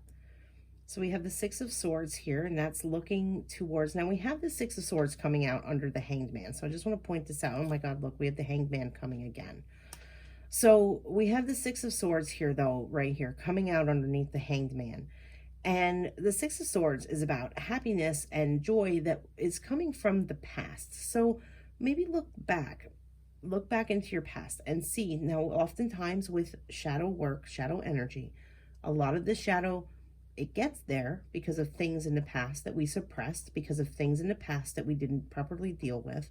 So maybe look in your life and see if any of this kind of feeling that you're having surrounding lack comes from something in the past. Again, I'm going to use an example.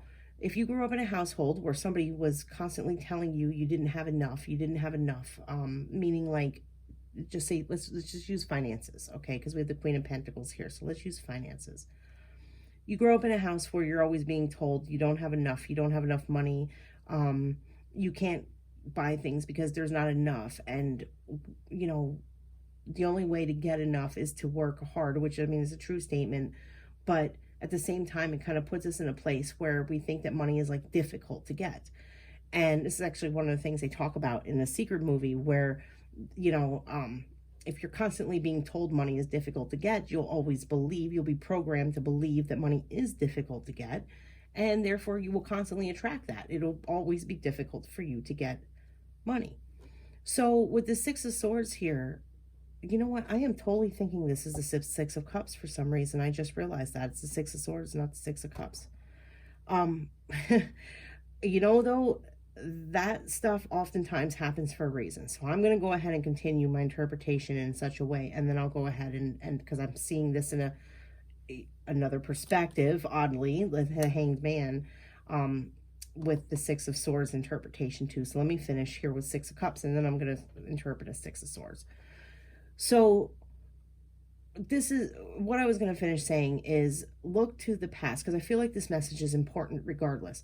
Look to the past and see where you may have been programmed with a belief that you aren't enough or aren't capable of making enough or don't have enough.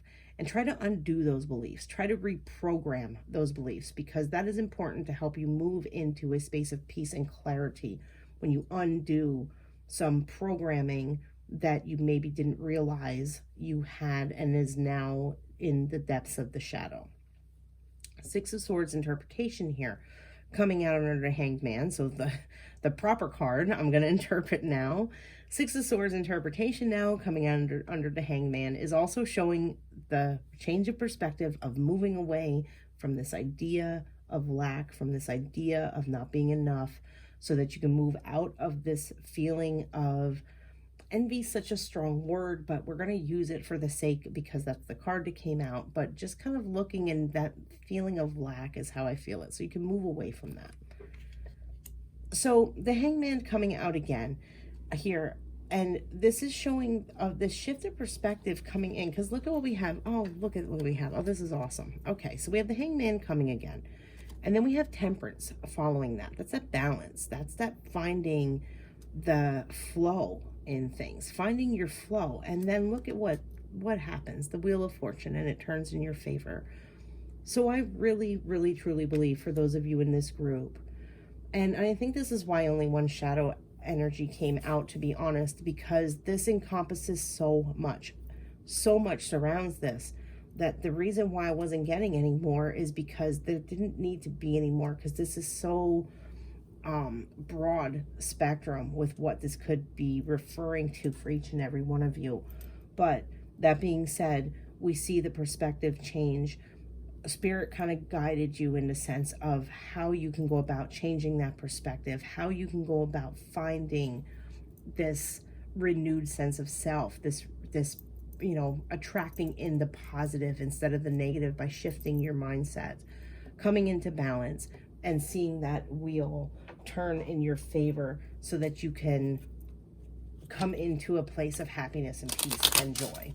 So I'm going to get just a few more messages here and see what final messages Spirit has for you. They're telling me to shuffle those one more time.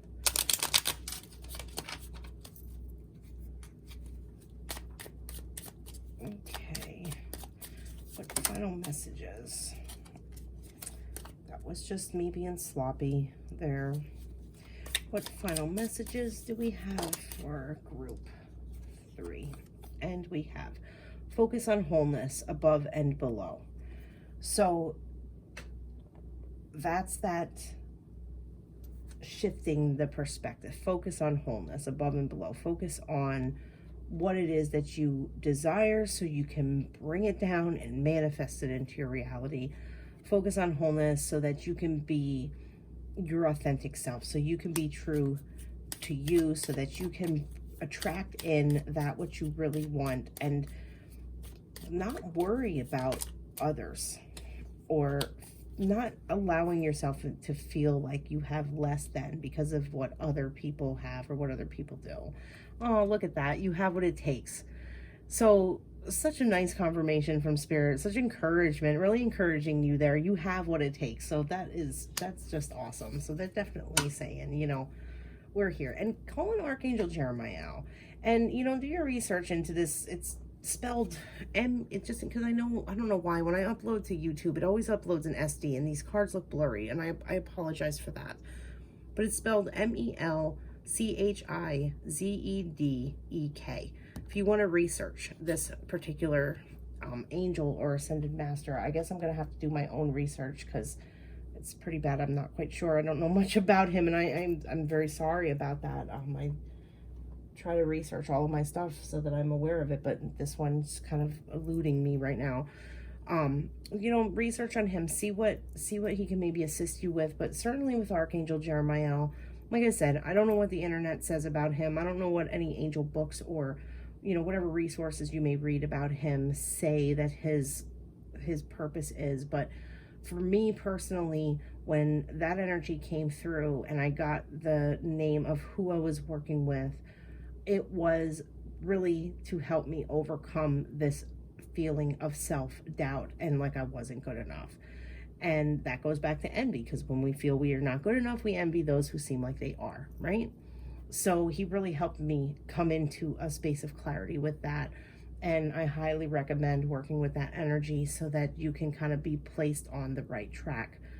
So those are your messages. I hope they resonate, and I really hope they help. Thank you so much for watching. Have a lovely day. Bye-bye.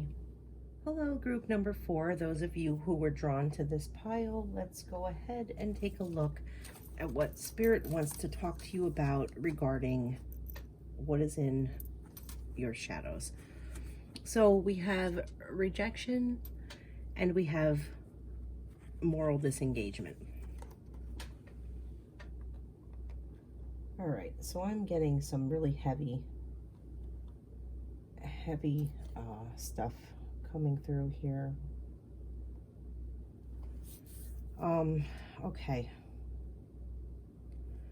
All right, I have to say it how they drop it in. So this may be a tough message to hear, but like I said, I have to say it how they drop it in. So with rejection being in the shadow here, this tends to make people prone to attracting toxic individuals into our life.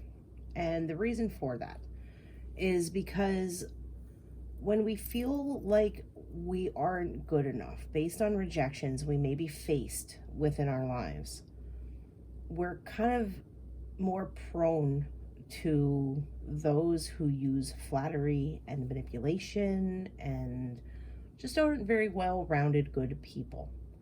We tend to attract toxic relationships, toxic work environments, just, you know, gossipy types of people, troublemaker types of people.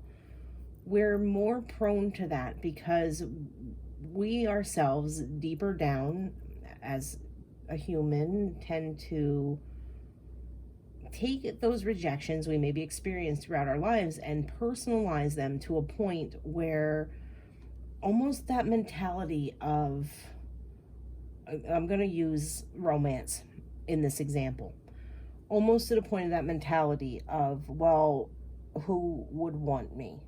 So this person's showing interest in me and I'm going to take it because who would want me? It's like low self-esteem, low self-worth.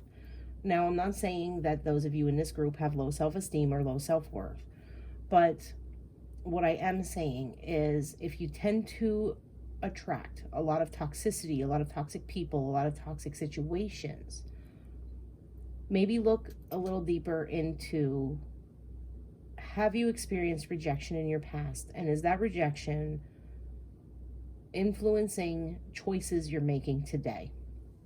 Is that rejection a part of why you are maybe a little bit willing to settle and drop your standards a bit? Now, like I said, I'm not saying that you guys are like have no confidence or no self-worth. Like, I'm not taking it to that extreme. But if you do find yourself attracting this toxicity or these toxic types of people or behaviors, that's where you want to shine your light. You want to shine your light on where in your past you've been rejected and how those rejections maybe made you view yourself. And if that self-view that you hold is kind of putting you in a mindset where you are more willing to, like I said, to settle for something, even though your intuition and your gut feeling and everything about a situation makes you want to back off. Are you still not taking that step back because of some deeper reason that maybe you don't even fully understand, or maybe you don't even realize is even there? You're just kind of acting on autopilot in a sense, and you're not even aware that you're making choices based on something that you aren't necessarily thinking about in the present moment. So rejection is something that is, and this is why this energy feels kind of so heavy, is because, nobody wants to be rejected. Nobody wants to be in a space where they feel like they're not good enough, they're not worth enough, that somebody along the line somewhere within our life made us feel like we were less than in some sort of way. And unfortunately, rejection is a part of life, in everybody's life. Everybody at some point in their life has been rejected in some area, in some aspect of their life. So it's kind of, the advice here is to take a look at where in your life you maybe experienced some sort of rejection in the past, and then take a look at how that may be affecting your present. Another example, say somewhere along the lines in the past, there was a job you really, really wanted, but you got turned down, and it hurt. It hit kind of hard. And if you look to your present and see that you're in a job that you absolutely can't stand, are the two connected somehow? Is there a connection in a way that maybe you just settled for where you are because you felt like, why bother trying again on something that was denied to me in the past? Or any other circumstance that you can maybe apply. It's going to be different for each and every one of you.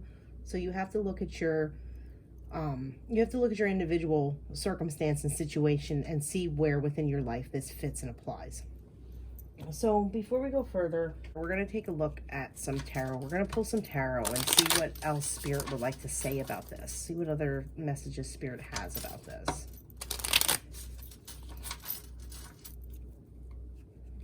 What else do we have? What would Spirit like to talk to group number 4 about? And I'm sorry, if I say group number 3, I apologize. For some reason, I feel like I might have said that. And if I did, or even if I didn't, but I feel like I did right now, maybe group 3's reading might apply to you guys as well. So after this, maybe you want to take a look at that. There may be some messages in that for you as well. So we have the Knight of Cups, followed by the Nine of Swords. Let me get a couple more cards here. What else do we have for group 4? And what's jumping out at me as I shuffle to get more cards here? What's jumping out in here? Yeah, telling you, language tonight. I'm having some issues with it. All right, we had a bunch fly that way, and we had these fly this. So I'm going to take these. These are just kind of, they went over my hand. But what I was going to say, what I'm getting here, initially, I'm seeing this Knight of Cups charging towards this Nine of Swords, like this Knight of Cups charging toward this worry. And I'm kind of getting that as, how can I put this? I'm getting it 2 ways. So I'm going to explain it both ways. I'm getting this as seeing that, I'm seeing this as you. And I'm seeing this as you charging towards situations that maybe don't always necessarily bring you happiness and joy. The other way I'm seeing this is another person coming in as though they're offering, all good things. They have this charisma. They have this, vibe about them that really draws you in. But once you get in this situation and circumstance, you're really seeing that they weren't what they initially presented to you. That's this moral disengagement. They are morally disengaged. And it puts you in a space of worry and a space of unhappiness because of rejections you may be facing in the past. You're not quite sure how to get out of the situation now because you don't like to hurt people. You don't like to be the one to be the bearer of bad news. So you tend to tolerate situations that aren't necessarily healthy because you don't have it in you to walk away from them. And that could be stemming from this shadow within yourself where you feel like rejection is too hard and too hurtful, and you're too caring and kind of a person to do that to another, so you tolerate and you settle. And this is what Spirit is wanting to talk to you about overcoming this feeling like you have to settle, because, you know, like I said, it's going to be different for every one of you because of whatever reason you feel like you have to settle. So let's see what else we got here that came out. So we have the Two of Swords, and there's making a choice, you know, making a decision. You have a choice. Like, you always have a choice in every manner. You can stay or you can go. You can do or you can not do. So you always have a choice. What we got next? We have the Moon. So this is here. This is talking about a couple different things. This could be talking about your fears. This could be talking about information you don't have. And again, I'm getting two different kind of things here. This is either the fear of walking away or also not knowing the toxicity that you walked into. Final card here, we have the Seven of Pentacles. So with the Seven of Pentacles, this is also showing me, I want to get a couple more actually. But with the Seven of Pentacles, this is also showing me that you feel like you work really hard for not much of a payout. And this comes back to that, you know, things that where you really put yourself out. It comes back to that rejection in the sense of like, you really want to impress people. You really want to do your best. Like you want to almost like, I'm hearing, prove your worth and validate yourself. Like you want to prove your worth and you want to validate yourself. And this is all coming back to these rejections that you maybe necessarily didn't work through or come through, that you didn't get the closure to. Let me get a couple more cards here and see what else Spirit wants to show us. Because we're going to get solutions. We're going to get solutions. But first we got to understand the problem in order to understand the solution. So that one jumped over top of my hand. And we have the Ten of Cups. So solutions, as we're talking about solutions and we shuffle here, I feel like I want to move on to the next deck actually. I feel like as we're talking about solutions and we shuffle here, we're being shown here that there are solutions. There is happiness. There is a light at the end of the tunnel. So let's take a look at how to get there. But before I do that, we're going to take a look at what angel is working with you closest right now. And that should give us a better understanding into the path of how to get there, how to overcome this, how to bring this shadow to light. Shine a light on it and it goes away, right? Yeah, I mean, I know I made that sound a lot simpler than what it actually is, but there is truth in it. I've said in a lot of the readings, you know, shadow can't exist without light. Light can't exist without shadow. There's a balance to everything. And oftentimes we forget that shadow can't exist though if a light is shone upon it. That's probably really bad grammar right there, but if we shine a light in the shadow goes away. So this is why we look into the shadow aspect of things, because in order to make our lives better, in order to make things more positive for ourselves, sometimes we have to clear up those things that we suppressed and pushed down and didn't want to deal with for long periods of time in order to be rid of them once and for all, so that we can be a more balanced and whole person, so that we can accept and integrate that shadow into our lives and become more happier as a result of it, because we faced it and dealt with it. So we have Archangel Azrael working with you right now, surrender. And Azrael is all about change, transition, bringing things, and look at the imagery on here. Look at the peace coming up into the light on this card. Just the imagery alone, it's, you know, a picture's worth 1,000 words. Look at that dove just kind of rising into the light there, like you rising up out of this shadow. If you see the bottom of the card here, we got, you know, very shadowy, rising up out of that darkness and into the light. Now, Archangel Azrael, like I said, he's about transition, he's about change, and he helps us to kind of transmute certain energies, transmute those negative energies into positive energies, helps bring us into a bigger place, a higher place of self-acceptance. And the card here says surrender. So that's, you know, surrendering to this changing process, kind of giving in and saying, okay, you know what? I don't want to feel this way anymore. I don't want to deal with this anymore. I don't want to do this anymore. I don't want to settle for less anymore. Like, I'm tired of this toxicity. I'm tired of these toxic people coming into my life. I'm tired of these toxic situations. And just kind of surrendering to, when I say surrendering to the shadow, what I mean by that is surrendering to the shadows that are holding us back. Surrendering and going, this happened, and I'm going to do all that I can and all the self-work and self-improvement that needs to be done in order to overcome this, so I can rise up into this place of peace and happiness and joy, and where I can be the best version of myself, and where I can stop attracting these situations that are not serving my greatest and highest good. So we're going to pull a few more tarot here and get some additional messages from Spirit as to what their advice is in order to, I'm sorry, my battery is dying. There may be a little bit of a jump here. I may have to cut this out, so I apologize if there's a jump in this. Okay, sorry about that. There was just kind of a shift in everything, but I had to get things plugged in because I didn't want it to cut out in the middle of the reading. All right, so we're looking for group number 4. We're looking to see what advice Spirit has for them as to how to shift some of these energies, how to bring them out, bring these shadows out so that they can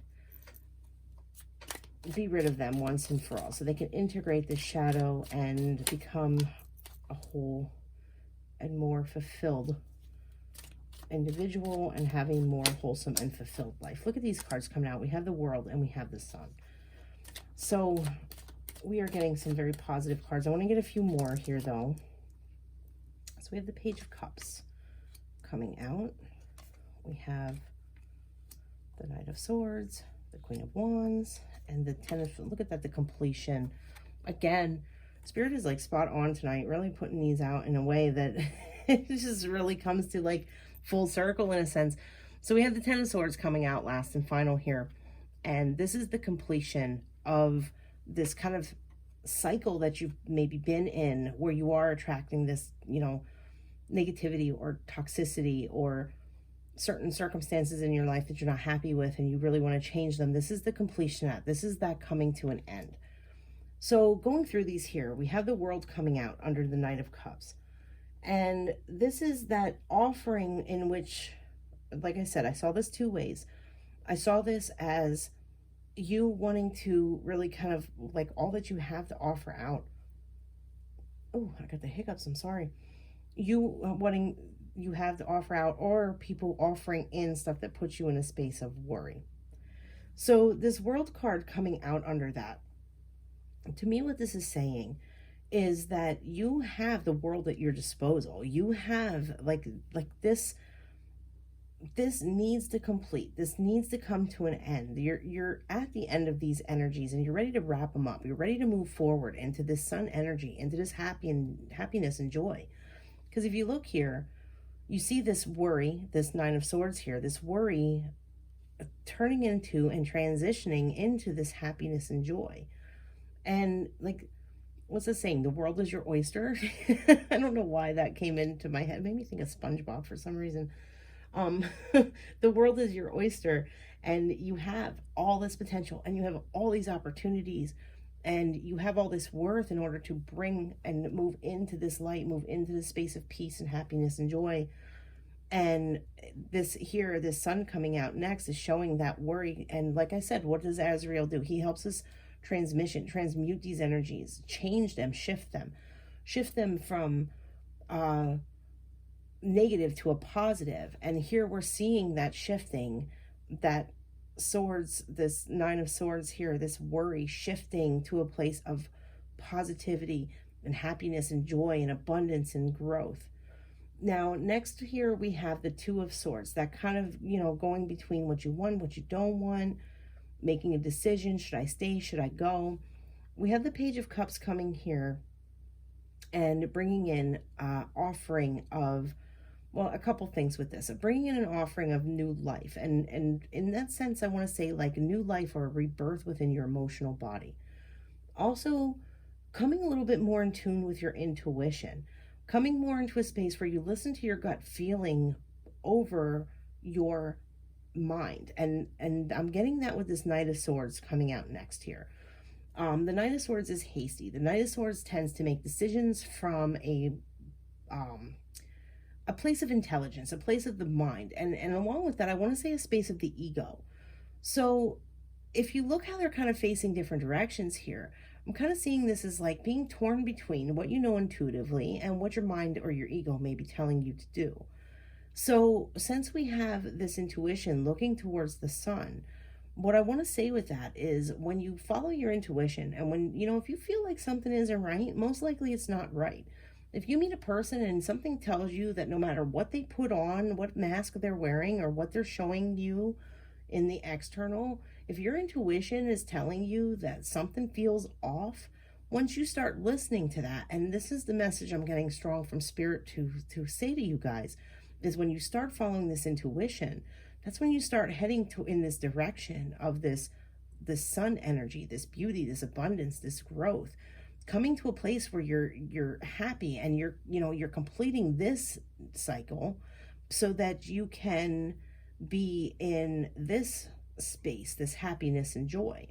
The Knight of Swords here, going this direction is that making decisions in the mental body and coming to a conclusion based on what the mind is telling us, which is not always accurate. So in the middle here with the Knight of Swords and the Ten of Swords, we have this Queen of Wands. And I want to, I'm being told to shuffle, so let me shuffle again. And I want to pull a clarifier on that, just to kind of get a little more detail as to what that's talking about. Because what I'm picking up is this is you coming into your power, coming into your space of knowing what's good for you and what's not good for you. Not that you don't already know that, but just being a little more clear on it, being more willing to take action, not being afraid to say no to people who are not healthy and not for your greatest and highest good. But let me just pull a clarifier here on that card just to get a little more information on it. So I want a clarifier, please, for Queen of Wands. Clarifier for the Queen of Wands for group number 4. Look at that, the Two of Cups. Two of Cups jumped out, and how nice is that? So coming into that empowerment and that space of harmony and balance and love and coming together. And I'm also seeing, because I am seeing this applying to relationships for some of you, and I see this as when you kind of change this behavior and you face these shadows and you stop making decisions based on like a lower self identity and start making choices from a place of empowerment.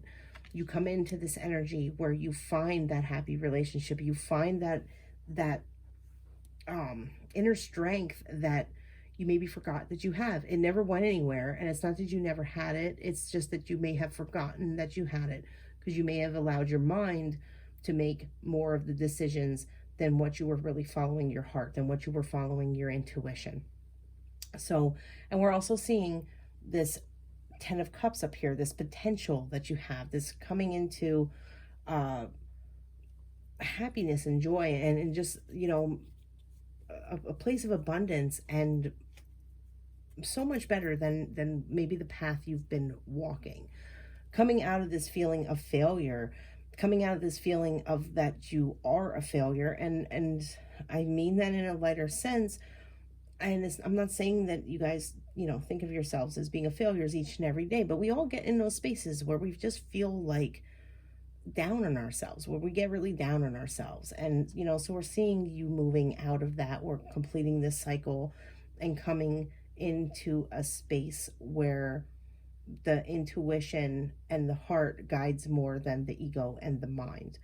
And once we start doing that and working through this shadow, that's when things really start to turn around. So we're going to get a few final messages here and see what final messages Spirit has here, what else they would like to say.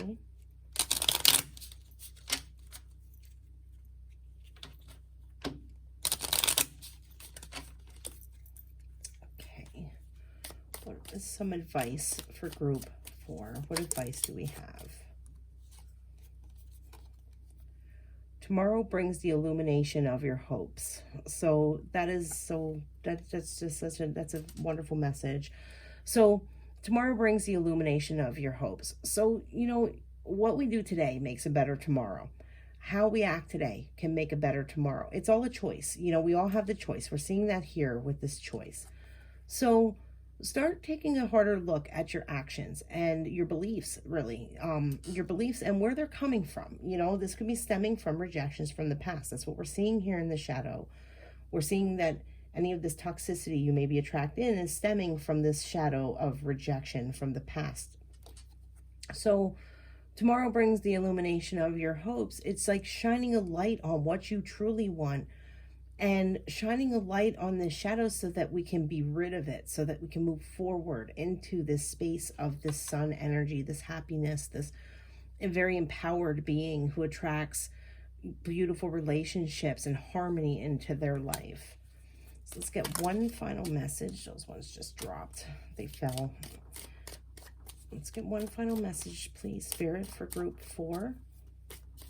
I keep wanting to say group 3. I would really recommend taking a look at group 3's reading because it may not all resonate. Like the whole thing may not resonate, but I feel like there may be messages in there as well for some of you guys. That reading surrounded, feeling like you're in a space of lack, feeling like you don't have enough. So I feel like for some of you, that reading can hold some truth there and maybe give you a little bit of guidance and advice as well. And I just saw one flip. There it is. Your uniqueness is always perfectly lovely. Aw. So that's really sweet. So this is saying that you may be different. You may be somebody who kind of goes against the grain. Somebody who doesn't, walk the path of what's considered normal. And it's funny because I don't know why SpongeBob popped in my head before. I'm so sorry about the SpongeBob references. It's weird. But SpongeBob popped in my head before, and it just did again with I don't know if any of you ever seen the episode where Squidward tells SpongeBob to be normal, and, he's, hi, how are you? Lovely weather we're having, and like he just turns out to be really boring. And that's what I thought of when I read this. Your uniqueness is always perfectly lovely. It's because it's saying that your uniqueness is what makes you you. My daughter had said to me one time, I don't know where she got this from. She probably got it off of the internet somewhere, who knows, but it was great advice. She had said, well, what happens in Tetris? When you fit in, you disappear. How true are those words?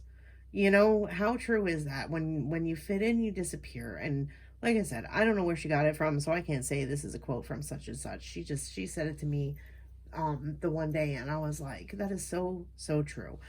And I feel like that same message is kind of coming through here for you guys about your uniqueness being perfectly lovely.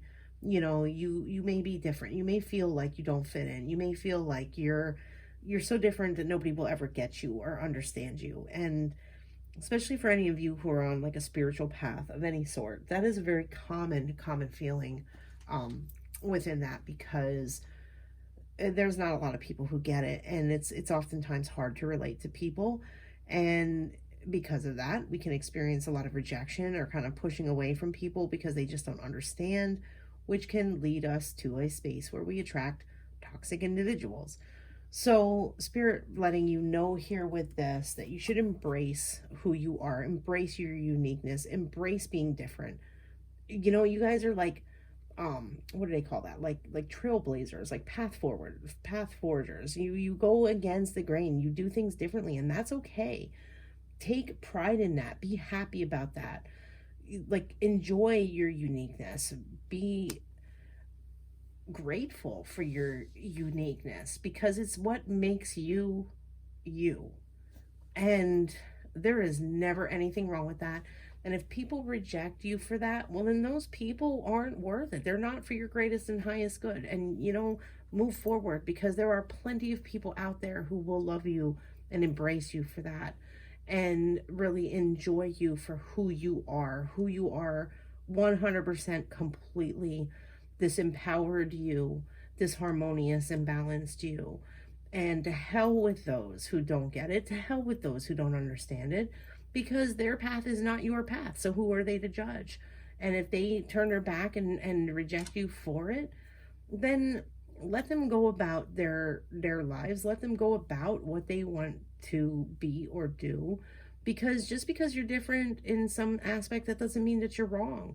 And they were just the wrong people for you, so better to not have wasted your time with them, right? Because there's so much better out there for you, and you are coming into that, and this sun is going to shine for you. Most certainly, Spirit had a really great message here for you. So those are your messages. I hope they resonated. Thank you so much for watching. Have a lovely day. Bye-bye. Hello, group number 5. Those of you who were drawn to this pile, let's go ahead and, oops, I never moved group number 4's rock there. Let's go ahead and take a look at what messages Spirit has for you. Okay, so we have shame and we have gossip. So these are the shadow energies that Spirit wants to talk to you about. Now, shame is something that happens all too often on way too many subjects for way too many people.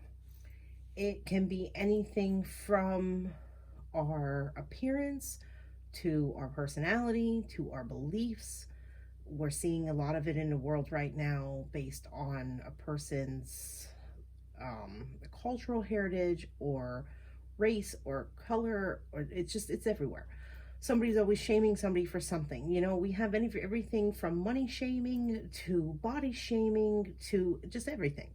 It's unfortunate, but it's prominent in the world. And in some aspects, this shame can go hand in hand with gossip.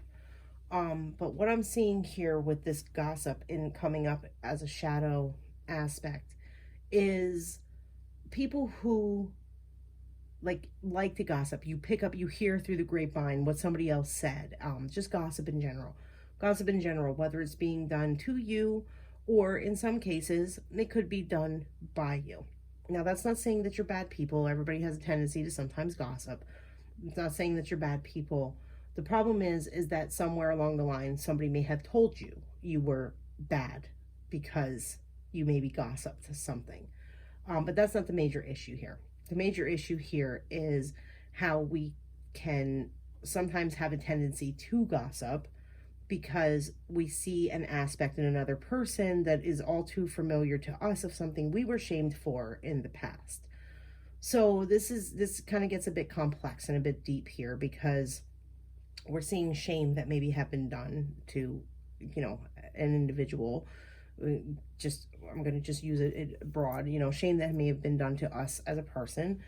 And oftentimes that shame that we feel, we tend to get a shitty disposition towards whatever the topic is. And so therefore, when we see somebody exhibiting a behavior that we were shamed for, we like to turn around and be like, oh, you know, look at what they're doing, blah, blah, blah, negative, blah, blah, blah, negative, blah, blah, blah, negative. Now, what does that do? That lowers our vibration. It brings us down. It starts to weigh on us. It starts to weigh heavy on us. And I'm not saying that, you know, this group's a bunch of catty bitches. Don't take it out of context. That's not what I'm saying. I'm saying that it's perfectly natural to sometimes judge other people and vocalize those judgments based on something that we ourselves may have been shamed from in the past and caused us embarrassment or humiliation. Now, another aspect to this shadow energy here are things that we were shamed for and we're not gossiping about or judging others for, but we feel a sense of shame almost to a toxic level. Something that whenever the topic comes up, whether it be someone discusses it with us, whether it be we see it out in the world someplace, whether it be something we see on television, it makes us feel very uncomfortable. It makes us feel very unsettled inside, to the point where we bring ourselves down because we feel like there's something really awful and disgusting about us because we were shamed for something, or something really bad about us because we were shamed for something. So what Spirit is bringing into me right now is that these shamings that maybe occurred, they need to be faced, and they need to be dealt with, and they need to be looked at through logic and reasoning. So say a person was shamed, I don't know why they're giving me this one, but I gotta give it what they drop in. So I'm going to go ahead and put it out there, and I apologize in advance. This may trigger some of you, so I apologize in advance if it does. And if you're sensitive to this sort of stuff, then like I said in the beginning, you know, best to click away or pick another reading. If this hits home too much, or if this bothers you in some way, you know, maybe pick another pile. But what they're showing me and what they're bringing to mind is a person who at a young age was shamed for anything sexual. Someone who was maybe brought up in a household where sex was considered bad and disgusting and awful. And if, you know, you, let's just say at a younger age, you were with somebody or you had a boyfriend, and you know, you were shamed by people within your family, or just shamed by anybody because you had sex. And that's something that's a shame, depending on how severely you were shamed with that. That's something that you can carry with you a very, very long time, to the point where it becomes unhealthy. It becomes unhealthy in a sense where you feel like you can't have a sense of intimacy, where you feel like you can't be close to somebody, where you feel like you don't want to get close to people, even to the point where you may feel like, not just talking sexually now, talking just bonding in general, you maybe pull away from people because you are afraid to form a bond with them, because you start to maybe you start to escalate this shaming that was on one subject into more subjects. Like now, even just being close to another person makes you feel like you're disgusted somehow. I know it's a really unusual example to give, but that is the example that they're kind of putting in for me to talk about. I keep hearing slut shaming, and I honestly don't know why. So I'm going to pull some tarot, because I really need more clarification on this, because it's such an unusual topic for them to bring up. So let me pull some tarot and see why I'm getting that, and why this is coming to the surface in such an unexpected way, because this isn't the topic I thought that they were going to bring to light here.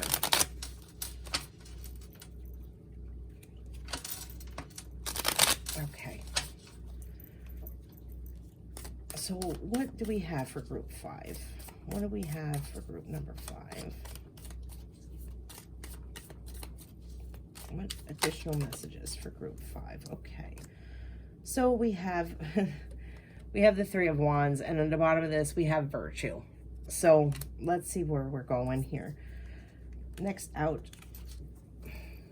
we have the 2 of Wands, peace, and then the Queen of Swords, and then the 10 of Pentacles. And I'm going to need a couple more spirit, a couple more messages. So we have the Empress, and that's the divine feminine energy. So some of you may have really been made to feel as though your feminine nature, your feminine, the femininity, I don't know, the feminine side of you is possibly suppressed. And you know, being too feminine may have been pounded in your head when you were younger, that it wasn't very honorable. And this may have put you in a space where you felt torn between your... I'm sorry, my power just went out. Well, my light here, my light is run off of a battery pack, but the rest of my power went out. So, if you experience a jump, I apologize, but I'm going to keep on going, because I think with the lighting that I have here just from the ring lamp, I think you can still see. I apologize if it got a little dark. So Um, ironically, that the power went out because what we're talking about here of being like shamed and being put into darkness for the feminine side of you is, I don't know. I feel like, what was that? Okay, I'm sorry. There's gonna be a jump in the camera here. Okay, guys, I'm really sorry there was a jump there. In your reading, I apologize for that. It's a bit of a issue, but it is cleared up now. So, what was I talking about? I was talking about the feminine aspect being suppressed. I think that's what I was talking about anyway. Um, when I channel these messages, they kind of come through in the moment, and then I tend to not always fully remember where I left off if I have to walk away, because it kind of comes through the moment, and then it's like gone because I guess because it's messages to go outwards and they're not meant to stay in my memory. I don't really know. I can't explain it.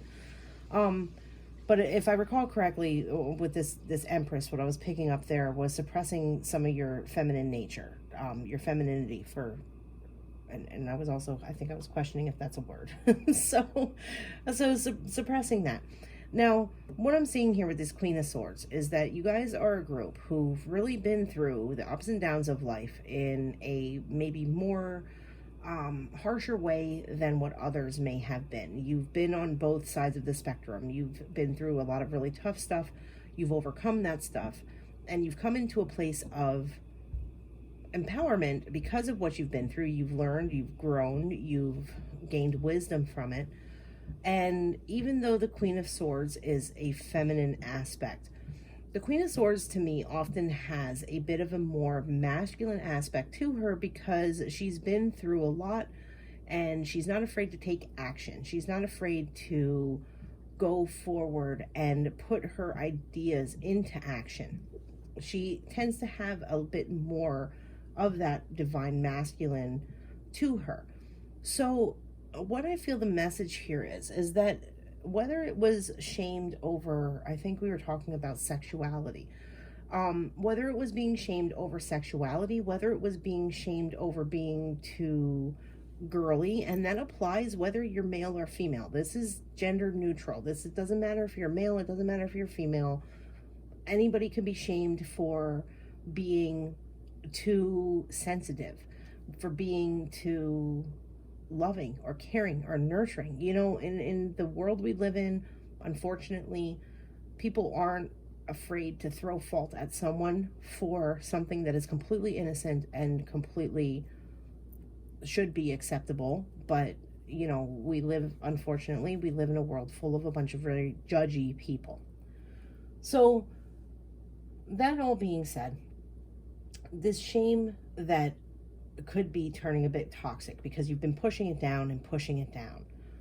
It's something that you need to really look at from your own perspective, from your own points of view, and ask yourself, is this really something I should feel ashamed for?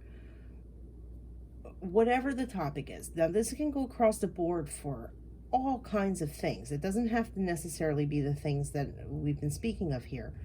So look into your own life and see where this fits for you. What is it that you have maybe been shamed for throughout your life that is affecting you now, that is kind of maybe bringing up some bitterness towards other people that you see living freely in that aspect, where you may have been told throughout your life that you were wrong for this aspect.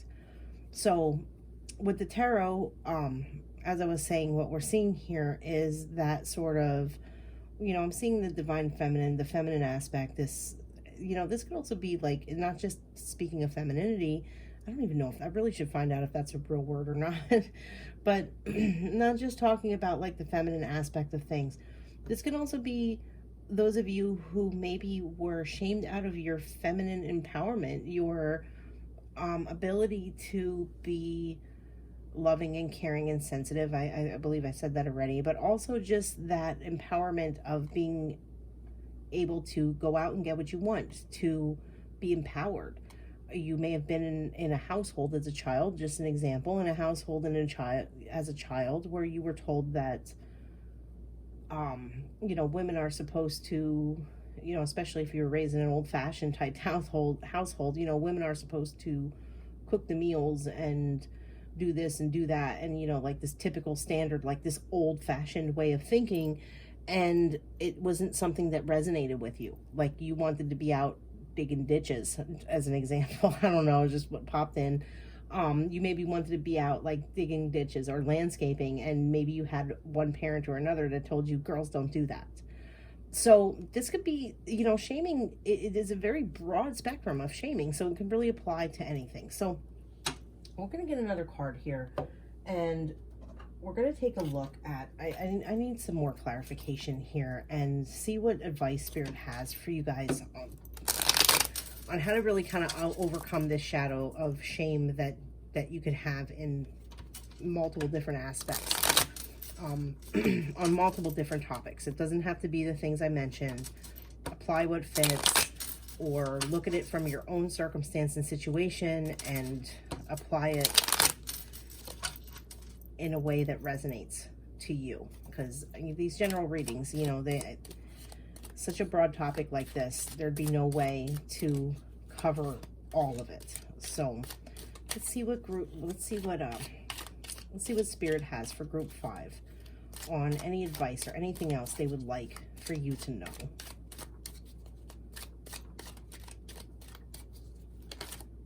Okay, so we have the 5 of Cups here coming out under the 3 of Wands. And that's showing some form of grief or having to walk away from something, a disappointment in the past, something that just kind of really brought you down. Something that had an impact to the point where you have to move on to a better space, but maybe you're having a struggle doing that. So we have the Queen of Wands, and that's finding empowerment. We have the 6 of Pentacles here. And this 6 of Pentacles, what I immediately picked up when I set that down, oh, I'm sorry. What I immediately picked up when I set that down is that you do have this caring nature about you. You do have this very loving and giving nature. And this is coming out under the Queen of Swords. And this could be you suppressing even that a little bit within yourself, and Spirit wanting to let you know to embrace the aspect of you that wants to be more loving, wants to be more caring and giving. And if somebody ever made you feel shameful for such a thing, which I don't know why somebody would, but the world's a messed up place sometimes. But if somebody really kind of like put you down and put you in that space of like, oh, you're too giving, you let people walk all over you, you're a doormat, that kind of mentality.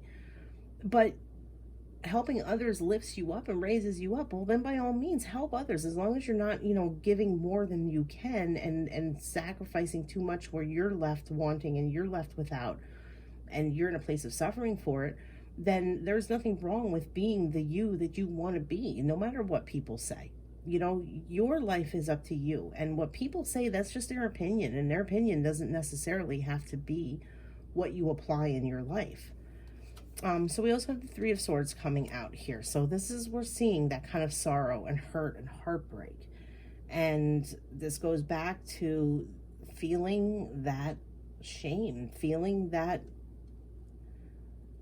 emotion of I'm bad, I'm wrong for these things that I enjoy.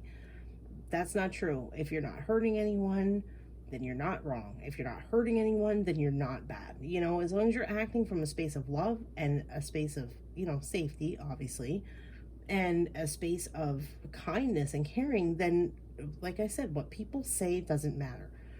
It's their opinion, and that shouldn't have any bearing on your happiness and your joy. So we have the Page of Pentacles coming out next here. And the Page of Pentacles, and look, we're followed by the Ace of Pentacles. So this is that kind of like wanting to offer, wanting to go forward and offer who you are to the world. And now we're seeing that coming in, like this fresh start, this new beginning. And the final card here that we had jump out is the Lovers. And that's, it kind of goes 2 ways. This could be the aspect of coming together with someone, finally embracing who you are, finally embracing the love that you have to give, and no longer allowing things and words that were said to you in the past that hurt you hold you back. This could also be coming into balance. This could be talking about, for those of you where this isn't revolving anything in the area of relationships, This could be talking about just coming back into balance with you coming into balance with yourself, like bringing that duality back together, the divine feminine and divine masculine, finding a harmony and a balance within those two aspects. So we're going to look at what angel is working with you right now and see what advice we get from that as well. So what do we have for group number 5? What angel is working with group 5 right now and assisting them overcoming this aspect of shame that they may have in some area in their life?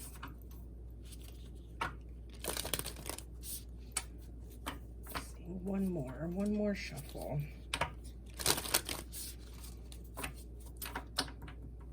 Okay, group 5. Who do we have? Well, it looks like we have more than one. And that's actually not surprising, because shame is a very destructive thing. And like I said, we see that play out here with this gossip card, but we're also seeing the destructive. Now when I say we're saying that play out here with the gossip card, what I mean is because it's not only negative feelings that may arise in you when you see something about another person that makes you feel kind of like bitter, and it's because it was suppressed within you, but also those who gossip, who want to shame you for who you are. So it's just, it's a heavy matter. So first up we have passion, and that's Nathaniel. Where can I put these so that I can actually set the 3 of these out? So we're going to move your shadows in between here so that we can put your angel cards there. So here we have Nathaniel. Let me get them out and see what we have. Oh my goodness, look at this. We have sexuality coming out. I think a lot of you were shamed for your sexuality. I really do. Not just like sexual preference. I think a lot of you were shamed just for being more openly sexual people to begin with, and there's not anything wrong with that. And then here we have Archangel Michael, protection. Archangel Michael is also about truth, and in this aspect, not only is the protection surrounding you, but I feel like he's wanting to bring some truths to you. He's wanting you to see the truth of the matter, the truth of the situation. Michael wants you to see that you weren't ever the person people told you were. So only way I can say it, because it's how I'm getting it. You weren't ever the person that people told you were. So I hope that resonates with you, because for me, it's kind of feeling a little lost on me, but at the same time, it's coming through so strong that I have to put it out there. And what I'm getting, let me just listen. I'm getting this, I really think a lot of you, this surrounds some sort of sexuality, because I'm getting it still with this passion. And I'm getting it for certain here with the sexuality card. I mean, there's not even a question there. You can look at that and see that this is what it's talking about. So I think that a lot of you may be very passionate, very loving, very caring people. Maybe been in a lot of circumstances where you just weren't finding the right person, and maybe we're in a relationship, it didn't work out, and then you were in a relationship and it didn't work out, and so you were in another relationship and it didn't work out, and people had shit to say about that. They gossiped. They wanted to talk shit about it, and it put you in a place of feeling like you were wrong, like you were bad, and it's not true. Sometimes it just takes some time and searching in order to find the right one, and we're seeing this balance here coming with this Lover's card. So I feel like the strongest message here is to hell with what people have to say. And I know I've said it a couple times, and I'm so sorry. I feel like I'm beating a dead horse here, repeating that, but it's such a strong message coming through, is don't let people shame you. If you're not hurting anyone, and you're living your joy, and you're living your happiness, and you're finding you in the search for finding you, basically, then as long as you're not hurting anyone, screw these gossiping catty bitches. To hell with what they have to say. And I know that's not always easy. Words hurt. Words hurt a lot, and words can cut very, very deeply.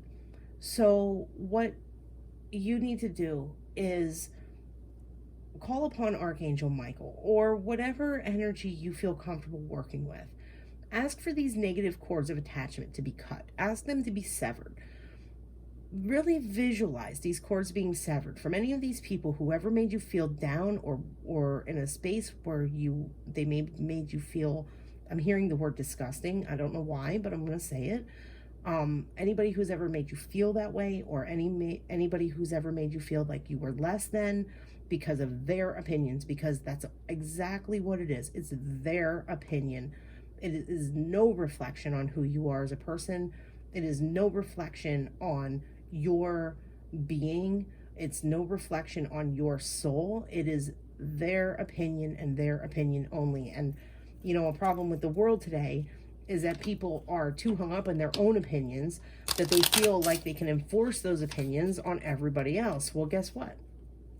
Opinions are like assholes, right? Everybody's got one. That doesn't mean you got to show yours to everybody. But unfortunately, the world thinks that they do, and they think everybody wants to see it. When the truth is that it's basically just theirs and theirs alone. So come into that empowerment. Be you. You know that you're not hurting anyone. You know that you're being safe. You know that you're doing the right thing for you. And I can't stress it enough. Screw those people. So with this passion card here, another thing I want to say on that is you're being encouraged to really follow your passion and to let people's words behind. I want to say heal from it, but I know it's not that simple because, as I said, words hurt. So you really need to take what people may have said or shamed you for within your life and really put it into perspective and really take a good hard look at, are their words true? And you'll know by your actions whether or not the things are true that they were saying. And let's just say that there is something that you did that was wrong or bad or immoral in some sense, or maybe not necessarily the best choice you could have made at one point in your life. What you have to realize is that everybody makes mistakes, and those mistakes are what help us learn and grow. Those mistakes are what help us come into balance in our future, help us make better choices in our future, because we learned from the mistakes we made in the past. And if anybody's talking shit and making you feel like shit because of something that your past maybe wasn't necessarily honorable, well, what skeletons do they have in their closet from their past? Because nobody is perfect. And if they sit there and act like they're perfect, they're just a hypocrite, because nobody is perfect. Everybody has made mistakes and everybody has made bad choices. So the people who want to act as though they're all high and mighty, they really need to take a look at their own shadows. Maybe refer them to this reading. Tell them to watch it because they can maybe learn something about their behavior. Sorry, I'm getting a little bitter on that one. I've known quite a few of these type of toxic individuals in my life that want to shame you for something that was only wrong in their eyes, but it wasn't necessarily wrong. And we just have to rise above it and be the better person in that sense and look at it for exactly what it is, and that's just their opinion. So final messages here from Spirit. We got quite a few. So we have, listen to the divine whispers stirring in your heart. So you know what's right. You know what's wrong. You have protection around you. You have assistance and guidance. And Spirit just encouraging you to follow your intuition and listen to your heart. Listen to your heart before you listen to these opinions and these gossipers. Next out, we have the comfort of good company heals old hurts. So evaluate the people you're hanging around with. If these people that you're hanging around with are toxic and they're causing you a bunch of chaos and internal struggle, sometimes we have to make a choice and move on, because there's others out there. And like I said, once again, we're seeing that here with the Lovers. We're seeing that here with this fresh start with the Ace of Pentacles. This is surrounding family, friends, that sort of stuff. There's others out there that are more good. They're going to be more in resonance with you. So the comfort of good company heals old hurts. It's time to really seek out those people who make you feel good, not bring you down. Oh my God, look at this. The past is over. Let your true self, let me try that again. The past is over. Let your true self step forward. So can't get clearer than that. The past is over, and come into who you are. Let your true self step forward, be who you are, so you can be in that space of happiness and joy.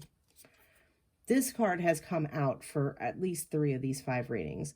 Always remain true to your intentions. Spirit really wants to drive this home to almost every group about setting your intentions and being true to yourself. Be true to who you are. And we're seeing that here too, about letting your true self step forward. And then final message here, spread your creative wings and take flight. So don't let these people hold you back. Don't let these gossipers hold you back, and don't let any shame that somebody's brought upon you in the past hold you back from being who you are, because the past is over, and all of the decisions you make today in the present, you have a choice. You can either make, and here we're seeing this choice here, you can either make a choice to continue on a path that you're not necessarily happy with, where you take those opinions of others to heart and you follow the path that they want you to walk, or you can make the choice to walk the path you want to walk and be your authentic true self and come to your happiness and your joy. So those are your messages. I really hope they resonate. I really hope they help you out. Thank you so much for watching. Have a lovely day. Bye-bye.